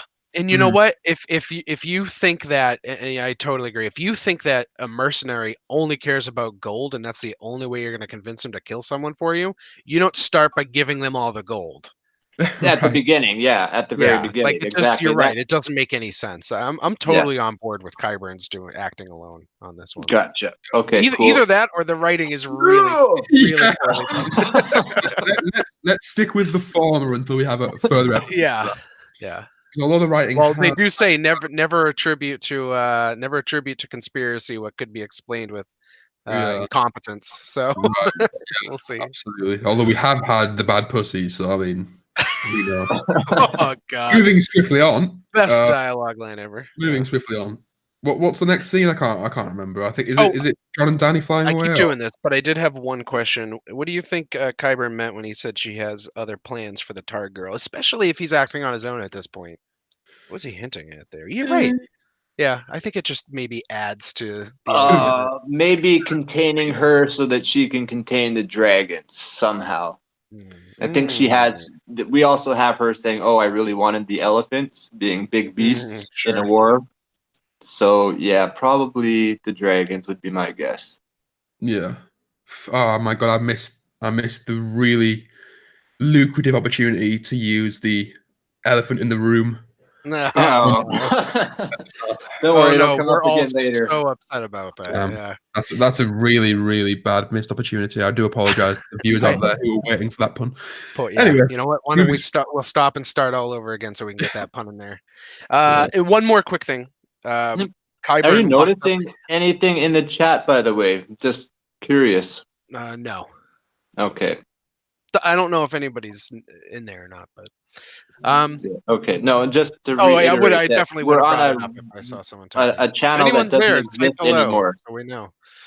But I was going to add really quickly too that we're going backwards in time now at this point, but like you said, Cersei standing out looking at the ships. Qyburn walks up and he says, "I have bad news. The dead have broken through the wall." And as he finishes that sentence is right as the mountain comes into full view right behind Cersei. Okay. I just thought that was such a cool line because it's like the dead are already past the wall. Yeah. Dead's right They've here. been here for a while. Yeah, exactly. Qyburn can make them himself. So I just thought that was a cool little thing. So that's good. I didn't catch that at all. I like that because it speaks to this idea of enemies being those who we don't understand. You know, you've got a dead creature right next to you, but because you have some kind of bastardized understanding, you don't fear him. But the undead that you don't understand is sure. You know, and actually, I will say to go dark and where I think Cersei is basically I mean, she sort of in a way represents the Night Queen of the South in some ways because she's got Definitely. a dead in her army, undead at this point, and then her response to Qyburn after he says that is good and smiles. So it's Yeah. like, I mean, if you need any more, I mean, she could potentially be working for even more selfish reasons than the Night King. By the way, are we all? I might be erroneously presuming something here, but are we all in agreement that she's lost her baby? Because I'm of that view. Oh yeah, you know what? It's been a while since I forget the exact details of that, to be honest with you. But Go ahead, DJ. Finish. no, I was gonna say I honestly forget the details of it, but I do remember a bit of that last year. And Well, the evidence is in this. The evidence for me was in this particular episode, because when put a print in you. Yeah, no. When Euron says, "I'm going to put a prince in your belly" or whatever, she holds her nerve. She maintains the poker face, and then when he leaves, we see her displaying uncharacteristic levels of emotion, and I think even a couple of tears might have fallen from her eyes. And also, she's taken another drink of wine, which of course she did throughout the whole pregnancy, if indeed it's done. Yeah. Or like she had a miscarriage. But the other thing I thought when I saw that was, and I was big proponent for her being pregnant last season, but when I saw this, I was like, I wonder if she just perhaps decided to tell people she was pregnant to get her way. And maybe she never was, and now she's thinking about it again. But so I don't know if it's a loss or a never was, or she's still pregnant. I can't choose one of them. I just thought that the facial expressions, and if we're going to talk about general themes, I think the facial expressions in this particular episode were off the charts. But stay. I know we're going to discuss that later, but staying here for a second, just that facial expression that Lena Headey pulled off when Euron left the room, directly following his comment pertaining to putting a prince inside of her. I thought that was particularly telling, given the fact that she supposedly has a baby, or at least should have. Okay, well, I'll go against myself last time. Go ahead. And if Cersei did commission Qyburn to pull off this thing with Bronn, she's aware that she's about to kill the baby's father. Yeah. And she is still pregnant. I mean, I don't know. Because I know when I saw last season, the symbolism that I saw that told me that she was pregnant, which was before anybody said that she was pregnant, was the Unsullied invading the Rock. And I totally thought that was sperm attacking an egg. Made me think that she was pregnant, and that's what brought it to me. So that's why I mentioned it. And in the next episode, we found out that she was pregnant.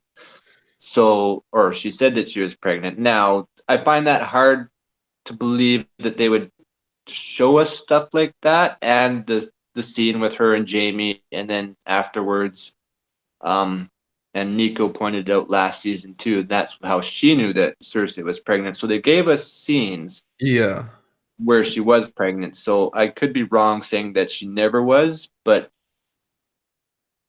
I feel like the loss aspect needs to be shown more than just this, but maybe not. I mean, it is Game of Thrones. It could be that it could happen in the background. It could simply be that I have misread her facial expressions. It could be that the reference to a child reminded her of the child being born within herself, therefore evoking the emotion that only a mother of a child can experience. Or that maybe she just had a slight twinge of, you know what, I'm more interested in taking over Westeros than I am of saving my baby, and I'm not joining. Well, yeah, but I think my army to the others. Yeah, sorry. The point I was making, although albeit quite badly, was a child is often seen as a weakness to the mother, particularly in the early days, and that weakness was represented by her losing the facade that she so competently upholds. Right, so she's usually got a very poker faced expression, gives nothing away. But the weakness of the child being spoken of by Euron causes her to lose that expression, thereby implying that child is the weakness that she has. think yours are more likely, but I would also throw out that she might have just been mourning the position she's in right now, where maybe even though she's queen of the Seven Kingdoms, quote unquote, here is still a man treating her like an object. You know, treating her like a baby factory. You know, And I'll also add her true love, which I do believe is Jamie. As far as she's seen, I know she sleeps with so many other people, but she always returns to Jamie. And Jamie has left her. Maybe it's the fact that Jamie's now left her, and he mentions the baby, and she thinks about the baby in her tummy, and the fact that Jamie's turned his back on her now, and maybe that's what gave her the reaction. I mean, I don't know. I want to feel like she's still pregnant because I just like the fact that she's pregnant because it adds so much to the Valonqar theory that what is a mother, because she's not supposed to mother a child, so she can die right after giving birth, and the Valonqar theory is still 100% accurate, right?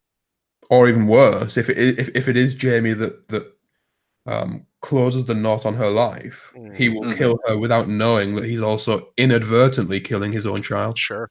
Yeah. Oh no, but he knows she's pregnant. Does he? Does he? Yeah. How? Yeah. She told him, yeah. Oh, okay. True. Yeah.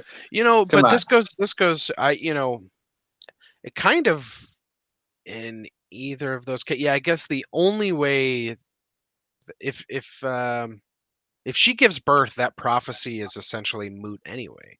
I don't think so, because if she dies near afterwards, she doesn't really, like, she's a mother to a child, but it goes to what constitutes a mother, right?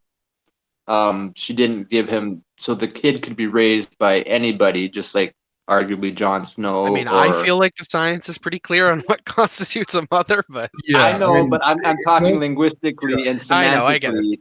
I'm not talking. Yeah, it could also be that Jamie kills Cersei and intentionally kills the child within her as some kind of prevention for the monster that the child will inevitably become. Because if you look at have to have a serious Bran influence to it, though. Or if you look at the history of killing out of compassion, if you look at the history of their children, all of them have met untimely ends, and all of them haven't had the best life. So Jamie, with that kind of knowledge in mind, he might kill both Cersei and the baby out of compassion for what is inevitably about to come. It'd be awesome if when he does that, he says, "The things I do for love." It could be that she's, I know this has been hinted at, that she's either already miscarried or will miscarry before this, and at that point, the drinking sort of adds to it, right? I mean, given what we know in our day and age, right. I was gonna say, when my mom was pregnant with me, she smoked a pack a day, so I don't know if that's the. Oh, sure. My mom smoked, and the doctor actually told my mom to drink like 2 cans of stout beer a day. Oh, God. Because she was so skinny, he wanted her to gain weight. Oh my God! Drink beer. Yeah. Pseudoscience, baby. Yeah. And now look at me. That's some home remedy shit right there. Moving on. Next scene is the next scene the scene with the dragons, or am I skipping? Sorry, one last thing is a real quick thing. Literally, just want to say, I thought the Cersei Euron dialogue was so weak. I just thought they're not in the throne room, but more in the bedroom. I thought was just super weak. Yeah, it was kind of bizarre, wasn't it? Even the throne room, I thought, it was when she was like, I just don't like Euron in general. Earn her, and then she proceeds to invite him to a room 5 seconds later. Right. No, I thought the weakest was when she was like, you're an arrogant man. I like that. I was like, this is so dumb. The one thing that I found satisfying about that whole sequence was that I could just envisage really, really, really potently. I can envisage a lot of fangirls just ready with their Twitter bios, typing in the quote, "If you want a whore, buy her. If you want a queen, burn her." Sure, and then 5 seconds later, rapidly deleting those letters because you know what those words actually mean. Too edgy for me. I wonder if the fact that he's so arrogant, obviously goes to who Jamie was in the past, being super arrogant, means that she feels like she can control him. Like she knows how to control arrogance. Potentially, although Jamie's arrogance was well founded in that he was an extremely skilled swordsman. But so is Euron's, arguably. You think? Well, from everything that we've heard, he's certainly skilled. Yeah. Maybe not necessarily as like the best swordsman or wielding an axe, but he's clearly very clever and he's very very good at That's a good point. I like that. Yeah, it's good.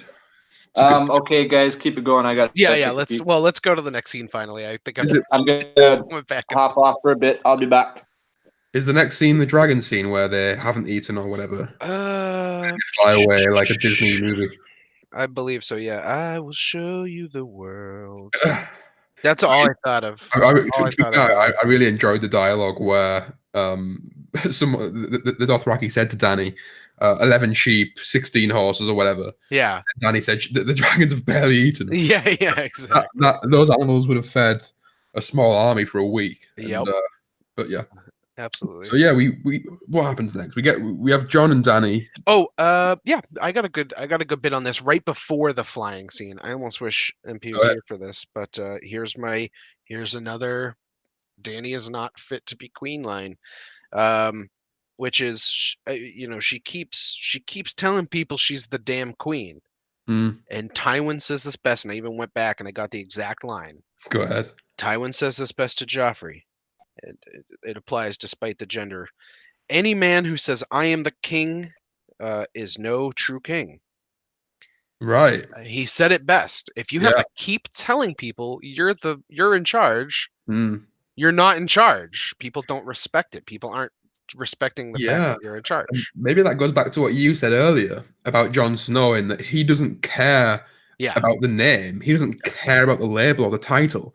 He cares about the obligations, because people respect those who perform their obligations. Exactly. They don't respect titles. The CEO of Tesco doesn't demand respect because he has a title. He demands respect because of the obligations that he fulfills on a daily basis. Right. Applying that to this, yes, Jon may forego the King in the North title, but if he acts as the king, then people will see him as the king. Exactly. The reverse is, of course, true for Dany. Yeah. Then we have, I already mentioned this earlier, but the whole scene with Jon mounting Rhaegal for the first time, in my view, is a very, very unfortunate missed opportunity. Nevertheless, we have the Disney flying scene through the mountains, which again, I will say this: the animation is pretty incredible. Oh, it's fantastic! Yeah, I mean, even compared to season 6. Totally agree. Yeah. When Dany first mounted the dragon, you could tell that it was a contraption placed upon a green screen. You could exactly. I mean, it was masked in a way that didn't detract from the illusion, but you could still see what was actually going on. I felt like the movements were much more natural. Yes. With the dragons. And the dragon didn't seem as though they were hyperimposed either. It seemed as though they were actually there in that place. Yeah. But other than that, though, I think it was a bit of a shame that we had that whole scene. Really, the CGI budget could have been better spent on Ghost, for example. I thought. Wait, I Ghost think he's definitely making an appearance. Yeah, we'll see. Anyway, I guess. Yeah. Let me get to. Go ahead. I just real quick want to run MP through what I said a minute ago, because I would like to get his take on that, which was it was another nod to Dany being unfit. MP, I just want to get your take on this. In the scene before they go and fly, before the Dothraki guy comes over and says the dragons aren't eating enough, Dany basically says, "Your sister doesn't like me." She says, something about them. She needs to respect me. Yeah. So Dany says, she doesn't have to like me, but she does have to respect me. I'm her queen. And I brought this up. I actually went back and I got the exact line from like season 3, I think, or whatever, 2 or 3. Yeah, no, it was 3. Tywin says, "Any man who says I am the king is no true king." And I would like to point out how frequently Dany says, "I am their queen. I am the queen." You're absolutely right. You're absolutely right, and I don't think I've ever clued into that. Because I point out a lot of times, especially like well, not so much Joffrey, but other people. I think Stannis. I used it for because Stannis a few times says, "I am Sure. the king." Mhm. But I don't think I ever referenced it towards Danny, so that's a very good pull. Yeah, no And true then, queen at all. yep. And then Callum brought up just how how contrasted this is with John, who I don't think has ever once said "I am the blank" in terms of his titles. He's always just done what he needs No, to do, even when he eschews his yeah, titles. that was He a very continues solid to do point the you work. said earlier. Yeah, Yeah. So I just wanted to point that out and see if you had yeah, anything on that. no, not yet. Mine comes up more Further. among Sam when Sam's talking to John Oh, sure. Yeah. about Okay. Danny. Cool. Yeah, All right. Danny proclaims herself queen again in the next scene when she says, "Keep your queen warm." Oh, yes. She Right. could have easily said, "Keep me warm," or well, that's just pillow talk, though. I mean, that one you can get away with. What pillow? That's not the same thing. potentially, but it is indicative of her, I suppose, inflated sense of self-importance Mhm. contrasted with John. Yeah. But Yeah. either way, Even not only did she refer to herself as the queen, but she commanded him to do it.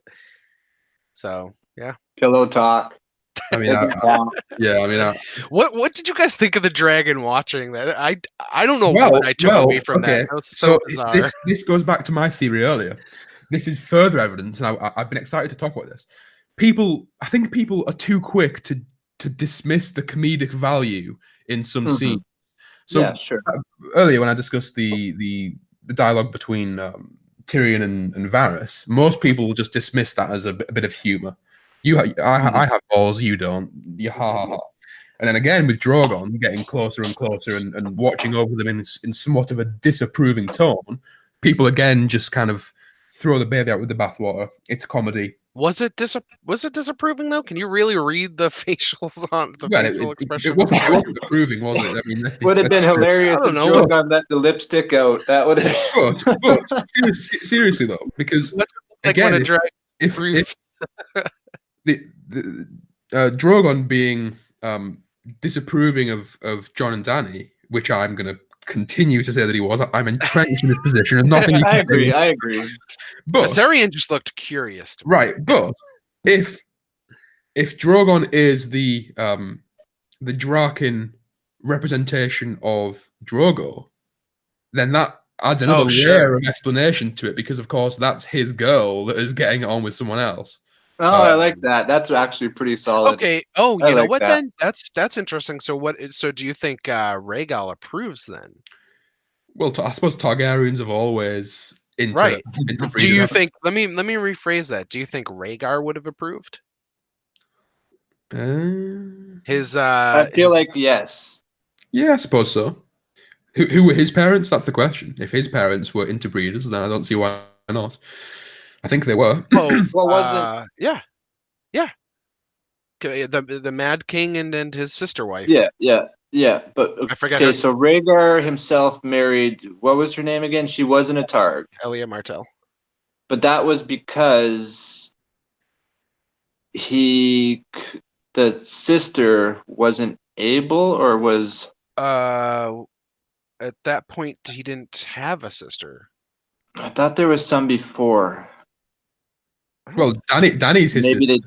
Yeah, Danny's the No, only. not Danny. Am I crazy? I have to, and I could be screwing it up with something else. So you might be right. But Did he have another sister? Rhaegar, I don't feel like he was the only brother. I think there was Viserys. Viserys. Yeah, it was Rhaegar, Viserys, Danny. Yeah, 3 children. No, but I think there was. I could be wrong. So when I say no, it's sort of like that. I could totally be wrong, but I feel like there was a gap. There was Rhaegar, a daughter, somebody else, and then there was a gap, and then became Viserys, Danny, and then I guess Rhaegar's own children, which were killed by the Mount. I'm not 100% But sure. I could be wrong, and I could be mixing that up with. But one thing I can say for sure is their parents were definitely brother and sister. Yes, absolutely. Yeah. Okay, so maybe Rhaegal approves of the situation. Then maybe he was happy to see a return to tradition for the Targaryens. Yeah. Or maybe that's what I was thinking, and maybe this will clarify, and that's why I had this in my head. I'm looking at a family tree, and it doesn't have There was a fourth sibling. all right, but there was Rhaegar himself, and then there was no kids. So I think it was For a miscarriage. while. Yeah, Oh, there was it no could kids be- for a long time, and then the death of in my head, anyways, the death of Ned's father. What's his name? And shit. Brandon. Rickard Stark. Oh man, it's been way and too Brandon. long since I've read these books. And I feel like that was a blood ritual that allowed Ares to conceive again, and then he had Dany okay. and Viserys. But Viserys is how much older than Dany? Only a few years, I think. Yeah. That's where the timeline maybe gets a bit skewed. Well, he was old enough to or supposedly he was old enough to remember her being born. But yeah, which is also a misnomer as well, because he could still been a child, though. Yeah, there's a whole thing about he's old enough to be told where Dany was exactly born. Right, to form memories when people tell him. Yeah, exactly.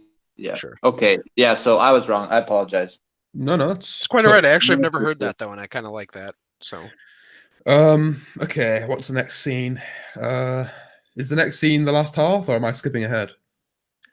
From here on, my notes become very sparse, so I am not the person to ask. Okay, where are we? It's interesting. So it was the flying dragon scene. Yeah. Then Dany and Jon get it on, and then actually, I'll be right back as well. We have okay, I don't know where the last hearth. I don't have much on the last hearth.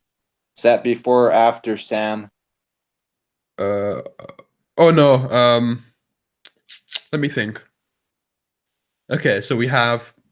I'm gonna just reel off the scenes that we have left and then try and piece them together. Okay. So we have Jorah and Dany informing Sam about the loss of his family. Mm-hmm. We have the last half. We have Sam running into Bran and Bran saying he's waiting for an old friend. We have Sam telling Jon about his parentage. And then we have Bran seeing Jaime. Have I missed anything there? Let me think. Last hearth. The last. Or did you say that is the next one? I think I said it, but even so, I really don't have much on it. Yeah, I think that's the remaining scenes. The last half, just a bit of comedy, I guess, with Tormund and the Night's Watch when he says, "I always had blue eyes." That was funny. Mm-hmm. I do wonder again if that might be some kind of foreshadowing as to his. All right, no, I like that. Yeah, I didn't even think about that, but yeah, you're right. Because I always try and look at the comedy, because comedy is a perfect place in which to hide telling foreshadowing, because most people gloss over it and just laugh. So what piece of comedy when you're laughing at a piece of comedy, you're thinking about the comedy that made you laugh, because the laugh kind of overpowers your being for the few seconds that you're laughing, and it allows the producers to mask very pertinent details in the comedy, because people don't look into it. So I do wonder if Tormund saying "I always had blue eyes" is perhaps another example of that. Could be. But moving on to the scene where we find. By the way, we can go back to it, but I do want to mention there's a scene before this, and it's the reveal to Jon and Sam being talked to by Dany. Okay, so that was before. Yeah, I had mentioned that to Calum, but we didn't know where it. Yeah, no worries. But we can. It doesn't matter. Should we do last half and then move on to the? Yeah, sure. I have one note on Last Hearth. Go ahead. I feel like Ed looks a little bit like MP. And that was it. As always, fantastic exposition. That's my note. So who? Ned, the kid that got Ed. bird, Ed. Dolores Ed. All right, I'll take it. I like Dolly. Oh, he's a handsome guy. He's cool. Yeah. Go for it. Okay. He's got hair too, though. You have hair. I could see some of it on the side there. Okay, so because we have been talking now for 2 hours, I'm going to move us on. As I've been, as the power has been vested within me to do so at the start of this episode, I'm going to move us. It's always vested in you. It used to be Claire, now it's you. Claire's welcome to come on if she'd like to. We need to have her on for sure. What am I going to say? Yes, that's it. So now we have the scene where Dany and Jorah come down to speak to Sam. The general points of the conversation are, first and foremost, Dany thanks him for saving Jorah, or rather being the only person who was willing to do so, which is, I think, more powerful than being the only person who knows how to do so. He requests a pardon for stealing the books, which was a little bit of a... Adorable. Then he tells her about the fact that he's also stolen the sword, which is, of course, Valyrian steel, therefore very valuable in the modern climate.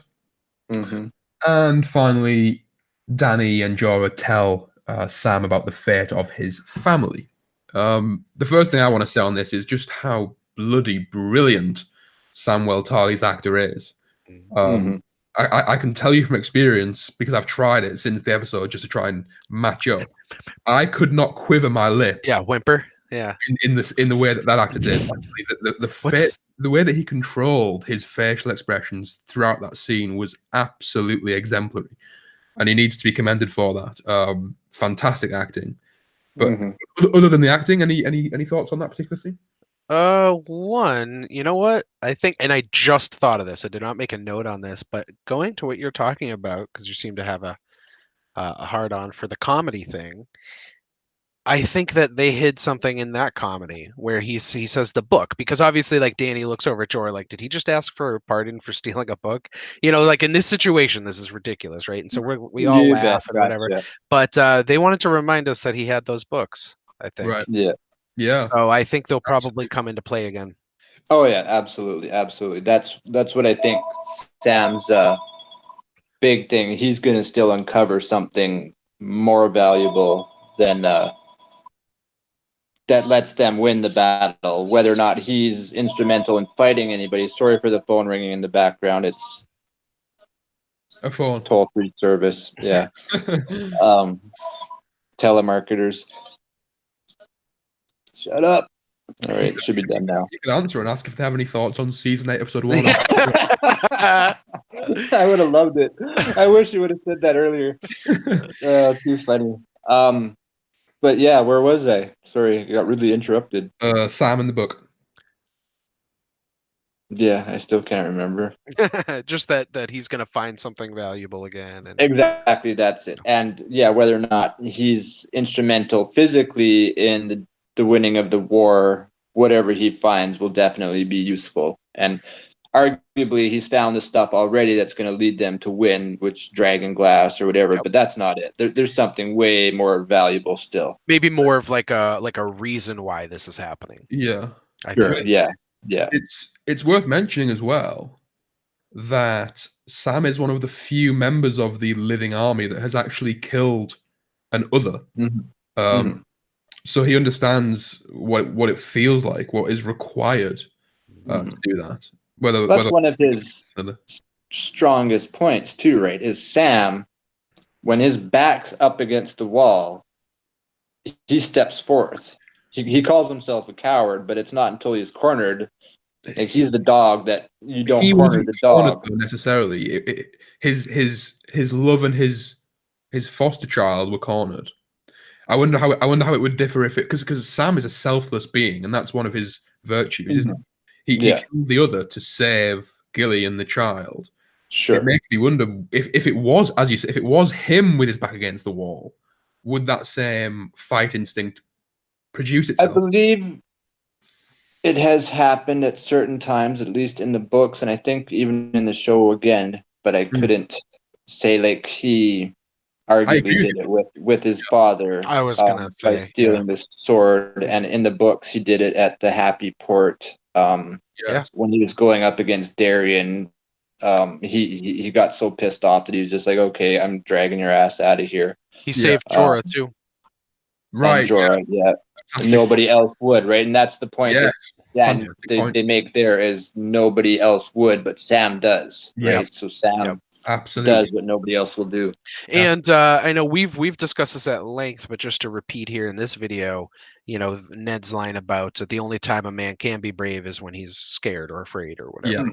And that's Sam all the time, and yet he overcomes it every single time he really needs to. So totally in agreement there. And obviously he's in Winterfell for a reason, right? I mean, if he was only there to provide information, there's no reason. I have something really interesting I just thought of. Go ahead. This is going to be a little bit of a tangent here, but I think this is a pretty good foundation for something.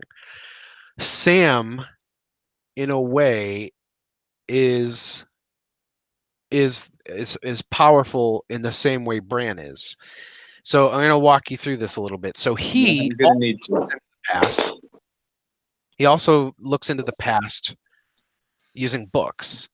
Books right. are Interesting. Yeah. Trees. I like that.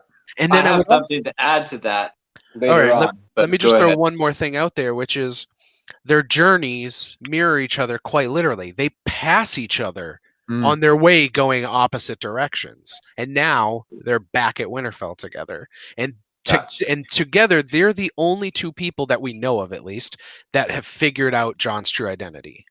And that's where I'll have to. Well, right, but at least according to the show. Not necessarily. Okay, fine. Well, I think my belief is that that's the case, and that they're the only ones who, by looking into the past, because obviously Bran through the tree and Jon through the Sam through the books discovered that Jon, is from that tree. Potentially, we'll just use the word potentially. Well, it's interesting because looking through the Weirwood network as Bran does, I always thought of that as a metaphor for looking through books, given the connection between trees and paper. But I never put two and two together. So it's an interesting. Yeah, I definitely think there's something in that for sure. And the fact that they pass each other at the wall, I think there's definitely something to that. Yeah, at the wall, especially that being the place where they cross paths. So anyway, just something that occurred to me there. Yeah. Okay, are we on to Sam and going past Bran or? We can just quickly mention that Sam, after hearing about the execution of his parents, of his father and brother, goes out into the courtyard, speaks to Bran. Bran says he's waiting for an old friend, ostensibly referring to Sam, but of course, we later find out that he's actually referring to Jaime, thus evidencing his ability to see into the future in some capacity. Point of significance. And to see into the future without using awareness. Well, that's not necessarily the case. He's done this before with Arya. Like, he knew Arya was coming, but he wasn't sure which direction, which choice he was going to make. This is the point that I need to make about Bran. Go ahead. Because Bran is always assumption, and they give us that with Arya last season when she came. He's like, I wasn't sure you were coming this way. I thought maybe you'd return back to King's Landing to kill Cersei. Right. But Arya did go. So Sam, he can check back in the trees sort of to where they are at the current moment. Yeah. But he's not certain what their intentions are going to be. So he can watch Jaime approaching, but he can't know. My interpretation is a little bit different. I thought that Bran, and again, this isn't based on any kind of solid evidentiary foundation, but my understanding was that Bran can see into the past almost at will. He just needs to be led there by something or someone. So when Sam mentioned to him that the Septon kept a diary, and the diary had within it the evidence of Lyanna Stark and Rhaegar Targaryen's wedding, when Sam told him of that, he then straight away accessed that memory. Yeah. He can effectively see at will into the past. Into the past, yes. Yeah, yes. But insofar as his views into the future are concerned, my interpretation was he can see certain things, but it's not a continuous stream. So, for example, the reason that he knew Arya was coming, but he didn't know the route, was because he saw her there. He just can't see how she got there. So the point with his being able to see into the future is he sees Jamie arriving at that time, but he doesn't know how Jamie's going to get there. Right? No, I disagree. Okay, that's fine. He's just watching people as they're coming. So Arya passes a tree. She leaves her imprint on that tree, and he can access it. So he watched her just having the argument with herself whether she should go kill Cersei when she's talking to what's that singer's name or whatever. Yeah, Ed Sheeran. Ed Sheeran. Calum's fate. And where she decided to continue on to Winterfell instead of going to Cersei or kill Cersei. So he knows that, but he wasn't sure which way she was going to go, and he didn't follow her. If he wanted to, he could follow her all the way there. So Jamie, he knows he's been following and knows he's about to arrive. Right. It's not that he knows that Jamie's there and doesn't know how he got there. He knows how he got there because he's been watching him, and he's sitting there waiting for this.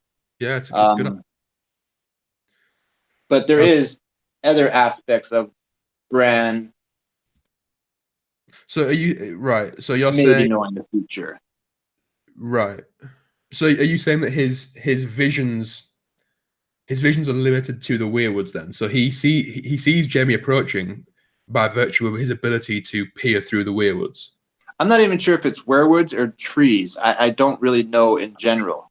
For the record, I'd like to point out that he can see through birds as well.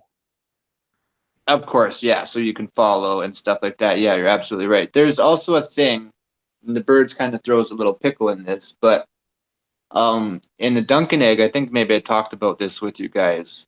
Stories. There's a mention of somebody salting the land to erase a house so that nothing will ever grow there again. So they salted the land all around it so that nothing would grow, right? Which I decided, because I'm me, is the reason of born amidst salt and smoke. So if you're born amidst salt, you can't witness it. You're not being able to see it through like a heart tree or something like that. So it's confusion. It's an obscuring task. You know what I'm saying? So smoke, people can, like Melisandre can look through the fire, but maybe smoke sort of fogs her vision, and she's not certain of what it is that she's seeing. We know Melisandre's fallible.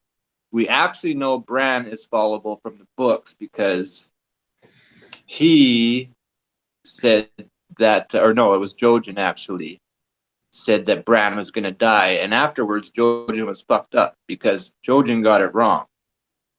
Yeah. He thought he knew what was going to happen, but he totally screwed it up. It wasn't Bran that died. It was the Crofters' kids, the Millwright. So all I'm saying is Bran, with all his powers, he's not infallible. And we should not assume that Bran has, the perfect tone of everything to come. That's all I'm saying. I just had another one of those random thoughts that might be something or might not be. Okay. On Born Amidst Salt and Smoke. What do you? So I mentioned earlier when we were talking about the rings, how sort of the way mythology, and this is played with a lot in the books, mythology morphs from a real story into something mythological. Sure. Yeah. What if this is way simpler than we're making it, and salt is just snow? Okay, explain. Well, smoke being fire, obviously, or whatever, some representation of fire. But salt and snow are just white powder. So in the same sense that somebody sees a prophecy like this, and it morphs into salt and smoke. Gotcha. Just a random thought. I don't know. No. Well, I know that I often confuse it as salt and snow instead of salt and smoke. So yeah, and born between salt and cocaine doesn't have the same ring to it. Well, that'd be pretty fun though. But milk of the poppy, salt and milk of the poppy. Absolutely. Moving on to the next scene, which is it the last scene? Oh, no, we already technically. No, after Umber comes Jamie, but we skipped ahead a little bit. There's also Sam revealing to John. Okay. Yeah. So Sam okay, so I'll try and skirt over this again. Sam goes down to the crypt and tells Jon that his parents are in fact Lyanna Stark and Rhaegar Targaryen, therefore making him next in line to the throne as opposed to Dany. Jon has quite an interesting reaction in that he doesn't question what he's being told, but he rather reacts to the consequences of the information, which I thought was a little bit strange. If you've been a bastard your entire life, and you've been told by the so-called honourable man that is the case, surely when someone presents to you the counterfactual that you are in fact the king of the Seven Kingdoms, one might expect a little bit more pushback on his behalf. Anyway, moving on from that, Jon says it's treason to try and move it away from the topic, and Sam says it's the truth. Fantastic line. Treason, truth, and the difference there between. Before finally, Sam again bringing another fantastic bit of dialogue into the mix. He says, "Would Dany do what you have done for the North?" To her kind of followers, as it were. And that's about it as far as the significant aspect of the dialogue go. Any thoughts on that? So much, but yeah. Well, I'm sure MP will agree that this 100% proves that Jon is in fact the son of Rhaegar and Lyanna. But they say right in the whole thing that it doesn't. They just tell him I'm just right playing. there that it doesn't. Nope. I was just going to point out exactly the same thing, which is the line, the theme I've been going with this whole episode about Dany not being fit and Jon being the most fit, besides any possible family ties Jon has to the Targaryens. The fact that again he's concerned with the responsibility, not the titles, and he's certain, unlike Dany, he's been willing to give up that title, to make sure that things turn out well for everybody. Okay, so the first thing I have here is what Sam tells Jon about, or when he's asking Jon if Jon knew about his brother and father. This is mirroring Aerys killing Ned's dad, and Ned's brother. So Dany has killed Sam's father and brother, who were her prisoner, which Rickard and Brandon were Aerys' prisoners, and Aerys killed them. Interesting. So it's a mirror image, except with different characters, right? So it's not Jon, it's Sam, but it's the same aspect. And burned alive with Dragonfire, whereas Rickard, I think. Really quickly, can I quickly hijack that point because it's something I want to say? Sure. So one of the most prominent quotes from the early novels is, I can't remember the specific wording, but it's something to the effect of, when a Targaryen is born, the gods flip a coin and the whole world waits with bated breath to see what side it lands on. That scene there, that piece of dialogue that you have just highlighted, in that Dany has reflected the behavior of her father. That might bring into question the accuracy or the veracity of that quote that I just mentioned, because with Dany, what we see is not that the coin has fallen on one or the other side. What we see is that she has the capacity for both greatness and madness within her at the same time. I have a video on that. Okay, fantastic. It's me flipping a coin and stopping it on its side. Everybody hates.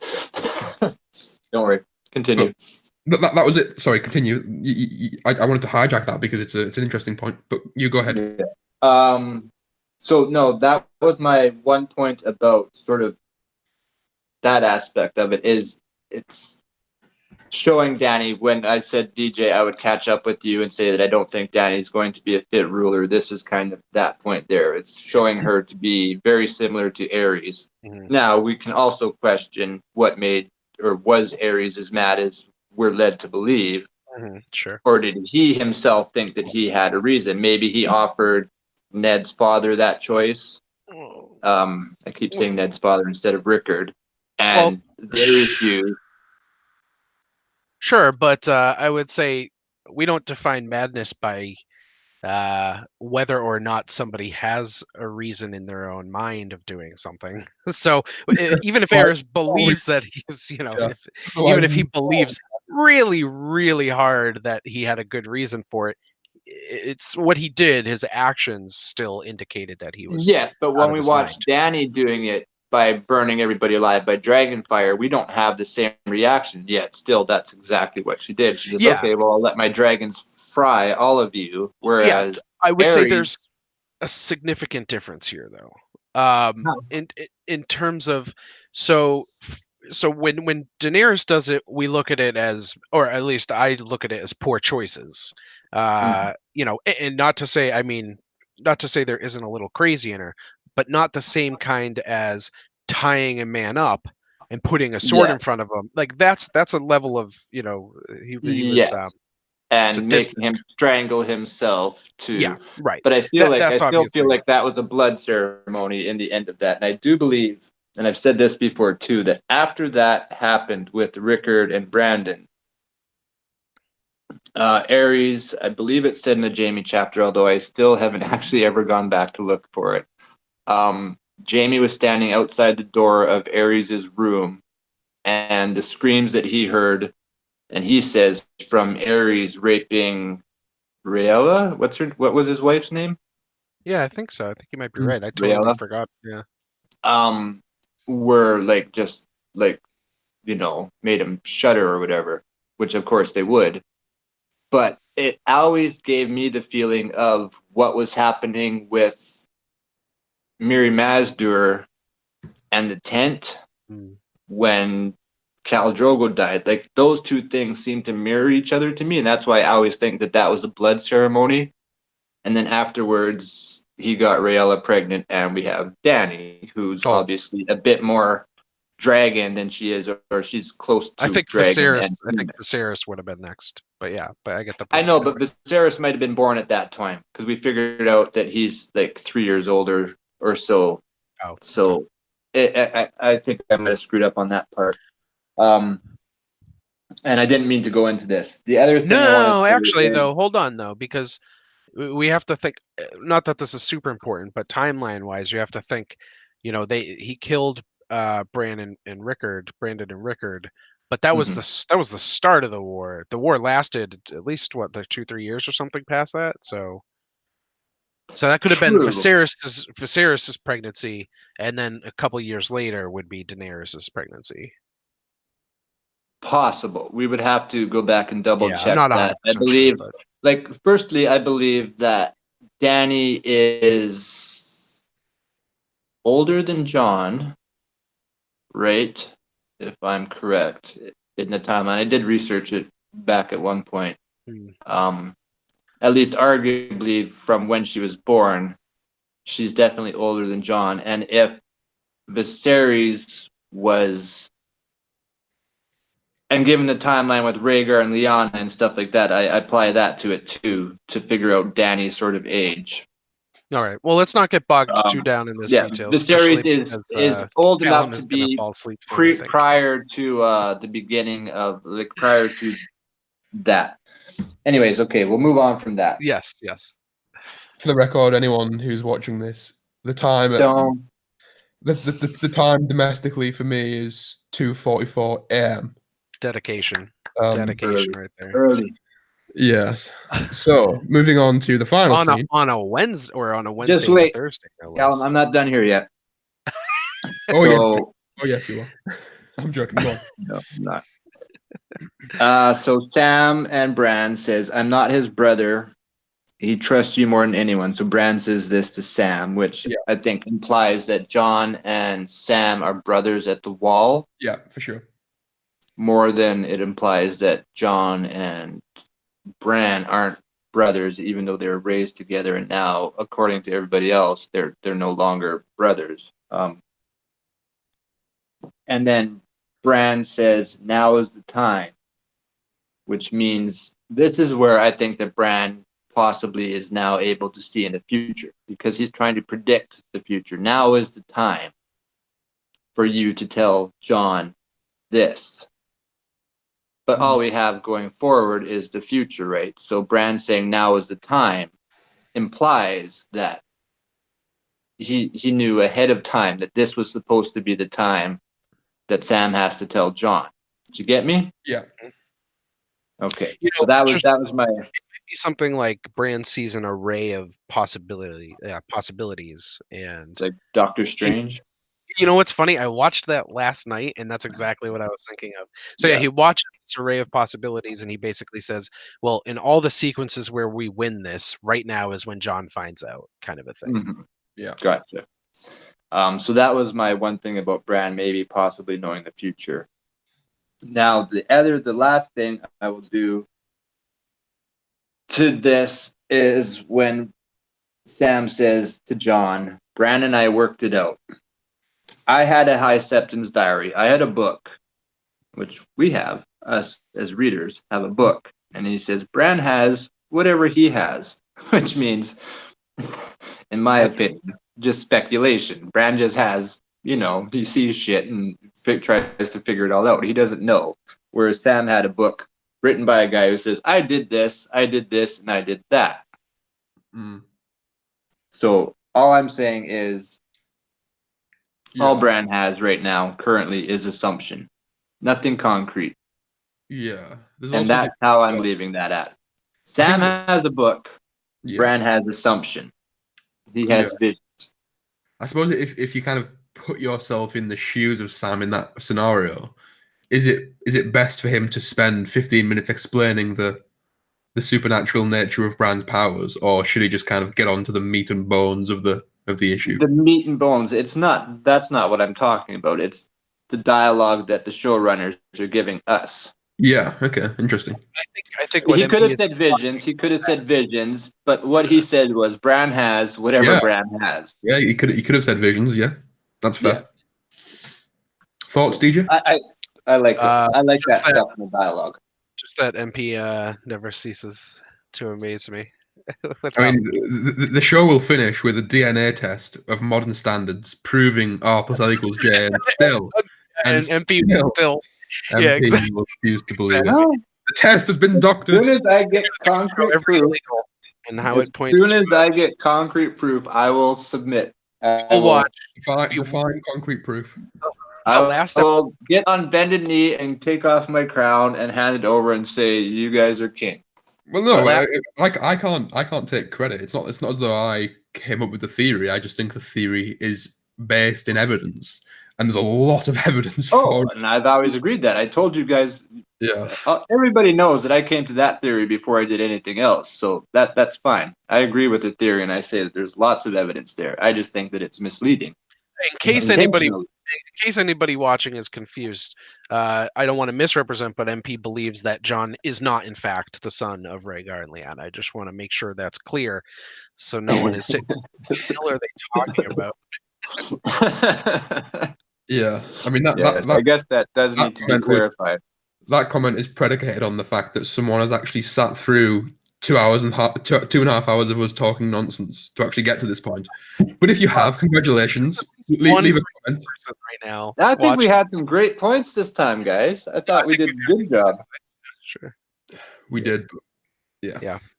Anyways, so that's all I have to say on that. So it's up to you guys from now on. That's the end of my notes.